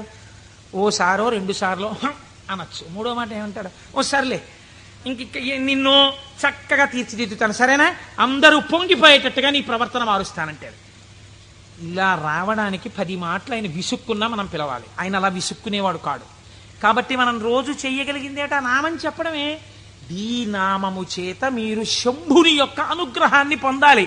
ఇది శం, ఈ లోకంలో సుఖం దగ్గర నుంచి నిరతిశయ సుఖం వరకు, ఊర్ధ్వలోక సుఖం వరకు ఎంత సుఖం ఉందని మీరు అనుకుంటున్నారో అన్ని సుఖాల్ని మీకు ఇవ్వడం. దీన్నే కామకోటి అని పిలుస్తారు. కామకోటి అంటే కంచి కామకోటి పీఠం అంటారు. కామకోటి అంటే ఇక్కడ కోరికలు ఇవ్వడంతో మొదలుపెట్టి కోరికలు లేకుండా చేయడం వరకు తీసుకెళ్ళి ఆ తర్వాత పుణ్యం ఇచ్చి, పుణ్యము వలన ఊర్ధ్వలోక ప్రాప్తి వరకు ఇచ్చి, తర్వాత మళ్లీ తిరిగి రానవసరము లేనటువంటి పునరావృత్తి రహిత శాశ్వత శివ సాయుధ్య స్థితి అనబడేటటువంటి మోక్ష స్థితి వరకు ఇయ్యగలిగినటువంటి అంచులన్నీ ఆవిడ చేత పరిపాలింపబడుతున్నాయి. ఆవిడ అవనిక ఎత్తి ఈ కామకోటిలో నిలబెడుతుంది. ఈ కోటిలో ఏ మెట్టు మీద నువ్వు నిలబడతావో దానికి తగినట్టుగా నిన్ను నిలబెట్టడానికి ఈ నామాలు, ఆ ఈశ్వరానుగ్రహము నిన్ను రక్షిస్తున్నాయి. నీకు రుద్రపశుపతి నాయనారు వృత్తాంతం ఒక్కటి ఉదాహరణగా సరిపోలేదా? రమించిన హృదయం అటువంటి భావం ఒక్కటి కలగగానే రమించిపోయిందంతే. ప్రమాదం అంతా ఎక్కడొస్తుందో తెలుసా అండి? మీరు చూడండి, మనం లోకంలో ఒక పెద్ద పొరపాటు చేస్తుంటాం. మనస్సు యందు దోషం ఉండదు. మనస్సు ఏ స్థానాన్నైనా వెతకడం దానికి అలవాటు. మీ మనస్సు ఒక స్థానాన్ని అడుగుతుంది. అది ఏమండి, సాయంకాలం 6:30కి వెళ్ళి కాసేపు మనం కూడా నామం చెప్పుకుంటే బాగుంది. లేదు, కొన్నాళ్ళకి పురాణం అయిపోతుంది. సాయంకాలం 6:30కి వెళ్ళి శివాలయం అరుగు మీద కూర్చుని అలా గుడి యొక్క ధ్వజస్తంభం దగ్గర గంటలు, చిరుగంటలు మోగుతుంటే, పక్షులన్నీ గోళ్లకి చేరిపోతుంటే, శివాలయంలో ఉన్నటువంటి ప్రధాన అర్చకుడి దగ్గర శిష్యులు పాఠం నేర్చుకుంటుంటే, ఆయన ఒక్క మాట చెప్తే వీళ్ళు 3 మాటలు చెప్తుంటే, గుళ్ళోకి వచ్చిన వాళ్ళు గంట కొడుతుంటే అవి వింటూ ఒక 20 నిమిషాలు కూర్చుంటే ఎంత ప్రశాంతంగా ఉంటుందో అంది మనస్సు. అంటే మీ మనస్సు ఒక స్థానాన్ని అడిగిందా లేదా? కానీ దాని గొంతు మీరు ఎక్కడ నొక్కుతారో తెలుసా అండి? ఇది 6:30కి నాన్నగారండి ఎలాగైనా సరే మనం రోజు కాసేపు ఈవినింగ్ వాక్ వెళ్దాం నాన్నగారండి, డాక్టర్ గారు మార్నింగ్ వాక్ ఏదో ఒకటి చేయమన్నారు, వెయిట్ తగ్గాలంటున్నారు, నన్ను నేనేమో తిరగలేను నాన్నగారండి, మీరు కూడా నాతో రండి అందనుకోండి. పిల్ల, లేకపోతే పిల్లాడు, లేకపోతే భార్య, లేకపోతే ఎవడో స్నేహితుడు. ఉత్తర క్షణం మీరు వచ్చిన ఒకే ఒక మంచి ఆలోచన పీక నొక్కేస్తారంతే. సరేలే గుళ్ళోకి ఇంకో మాట ఎప్పుడో వెళ్దాం, పాపం అడిగాడు కదా అని వెళ్ళిపోతారు. ఒకరోజు పొద్దున్నే కాసేపు మీరు 6 గంటలకి ధ్యానం చేసుకుంటే మీకు బాగుందనుకోండి. 6 గంటలకు అబ్బా లేచిపోతే పొద్దున్నే 6 గంటలప్పటికి మీరు లేచిపోయి ఆ బాత్రూంలోకి వెళ్ళి పడపడ స్నానం తిరుగుతుంటే నిద్ర పట్టే వాళ్ళకి కూడా నిద్ర పట్టట్లేదు. 7 వరకు హాయిగా ఎందుకు వెళ్ళిపోయాడు? మీరు ఏది చెప్పిన మాట ఎక్కడ విన్నారు? ఇంట్లోకి రెండంటేనే రాని వాళ్ళకి ఎవడు చెప్తాడు? బయటికి వచ్చిన వాడు చెప్పారు వెళ్ళిపోమనే చెప్తాడు కదండి. కాబట్టి పట్టు, విడుపు అని 2 మాటలు మనకి శాస్త్రంలో ఉన్నాయి. ఏది ఎక్కడి వరకు పట్టుకోవాలో అక్కడ వరకే పట్టుకుని ఎప్పుడు విడిచిపెట్టాలో అప్పుడు విడిచిపెట్టేయాలి. అందుకే పట్టు విడుపు ఉండాలండి అని అంటారు. పట్టు విడుపు అన్నటువంటి శాస్త్రం మీకు అలవాటు అవ్వకపోతే శంభుదేవుని అనుగ్రహం జీవితంలో రాదు. కొన్ని పట్టుకోవాలి, కొన్ని వదిలేస్తుండాలి. ఇది విడిచిపెట్టేయకపోతే ఇంకా నా జీవితం వెళ్ళదు, నేను అటువైపు వెళ్ళడానికి కొన్ని వదలాలను వదిలిపెడుతూ ఉండాలి. అందుకే ప్రయత్నపూర్వకంగా రాజ్యం కూడా విడిచిపెట్టి వానప్రస్థానికి వెళ్ళారు. ఈ పట్టు విడుపు అంటే అక్కడ నేర్చుకోవడానికి ఇక్కడ కూడా నేర్చుకో. ఇక్కడే రాంది అక్కడే వస్తుంది నీకు, నువ్వేమి విడిచిపెడతావు? పట్టుకోవడం వచ్చు, విడిచిపెట్టడం వచ్చు. పైగా అదో క్వాలిఫికేషన్లో చెప్పడం ఏంటి? నేనండి ఇంకా పట్టానంటే వదిలిపెట్టనంటాడు ఒకడు. అంటే మూర్ఖుడివి, పాతాళంలోకి పోతున్నావు, అది గొప్ప. నాకు కోపం వస్తుంది కానండి, గవ్వుకున్నారన్నా పెద్దలు చెప్తే వెంటనే పక్కన పెట్టేస్తానన్నారు అనుకోండి, మీరు ఆయనకు పోల్దండి అయ్యాలి. అంతేగాని నాకే గాని కోపం వచ్చిందా హరిబ్రహ్మాదులు వచ్చి చెప్పినా వినండి అంటాడు. వాళ్ళ కర్మ కాలిపోయిందా నీకు వచ్చి చెప్పడానికి? నీలోంచి వెళ్ళిపోతే చాలా చచ్చూరుకుంటావు. ఎందుకు వచ్చింది? ఏమిటా వ్యగ్రత? ఎందుకు వచ్చిన మాట? కనుక నేను ఈ మాటని ఎందుకు ఇంతలా నొక్కి చెప్తున్నానో మీరు సహృదయంతో అర్థం చేసుకోండి. ఒకవేళ నా వాక్కు యందు వ్యగ్రత ఉండి ఉండవచ్చు. శంభుని అనుగ్రహము వచ్చినా గుర్తెరగగలిగి ఉండాలి. ఆ గుర్తెరగనప్పుడు వచ్చిన అవకాశము వినియోగించుకోకపోతే మరొకసారి ఈశ్వరుడు ఇవ్వడానికి ఇష్టపడడు. కనుక మనకి అటువంటి మనస్సు కూడా కావాలి. ఈశ్వరా, నీ అనుగ్రహము మాయందు ప్రసరించినప్పుడు దాన్ని నిలబెట్టుకోగలిగిన స్థితిని కూడా నీవే అనుగ్రహించు అని మనం ఆ శంభుదేవుని పాదములు పట్టి ప్రార్థన చేసి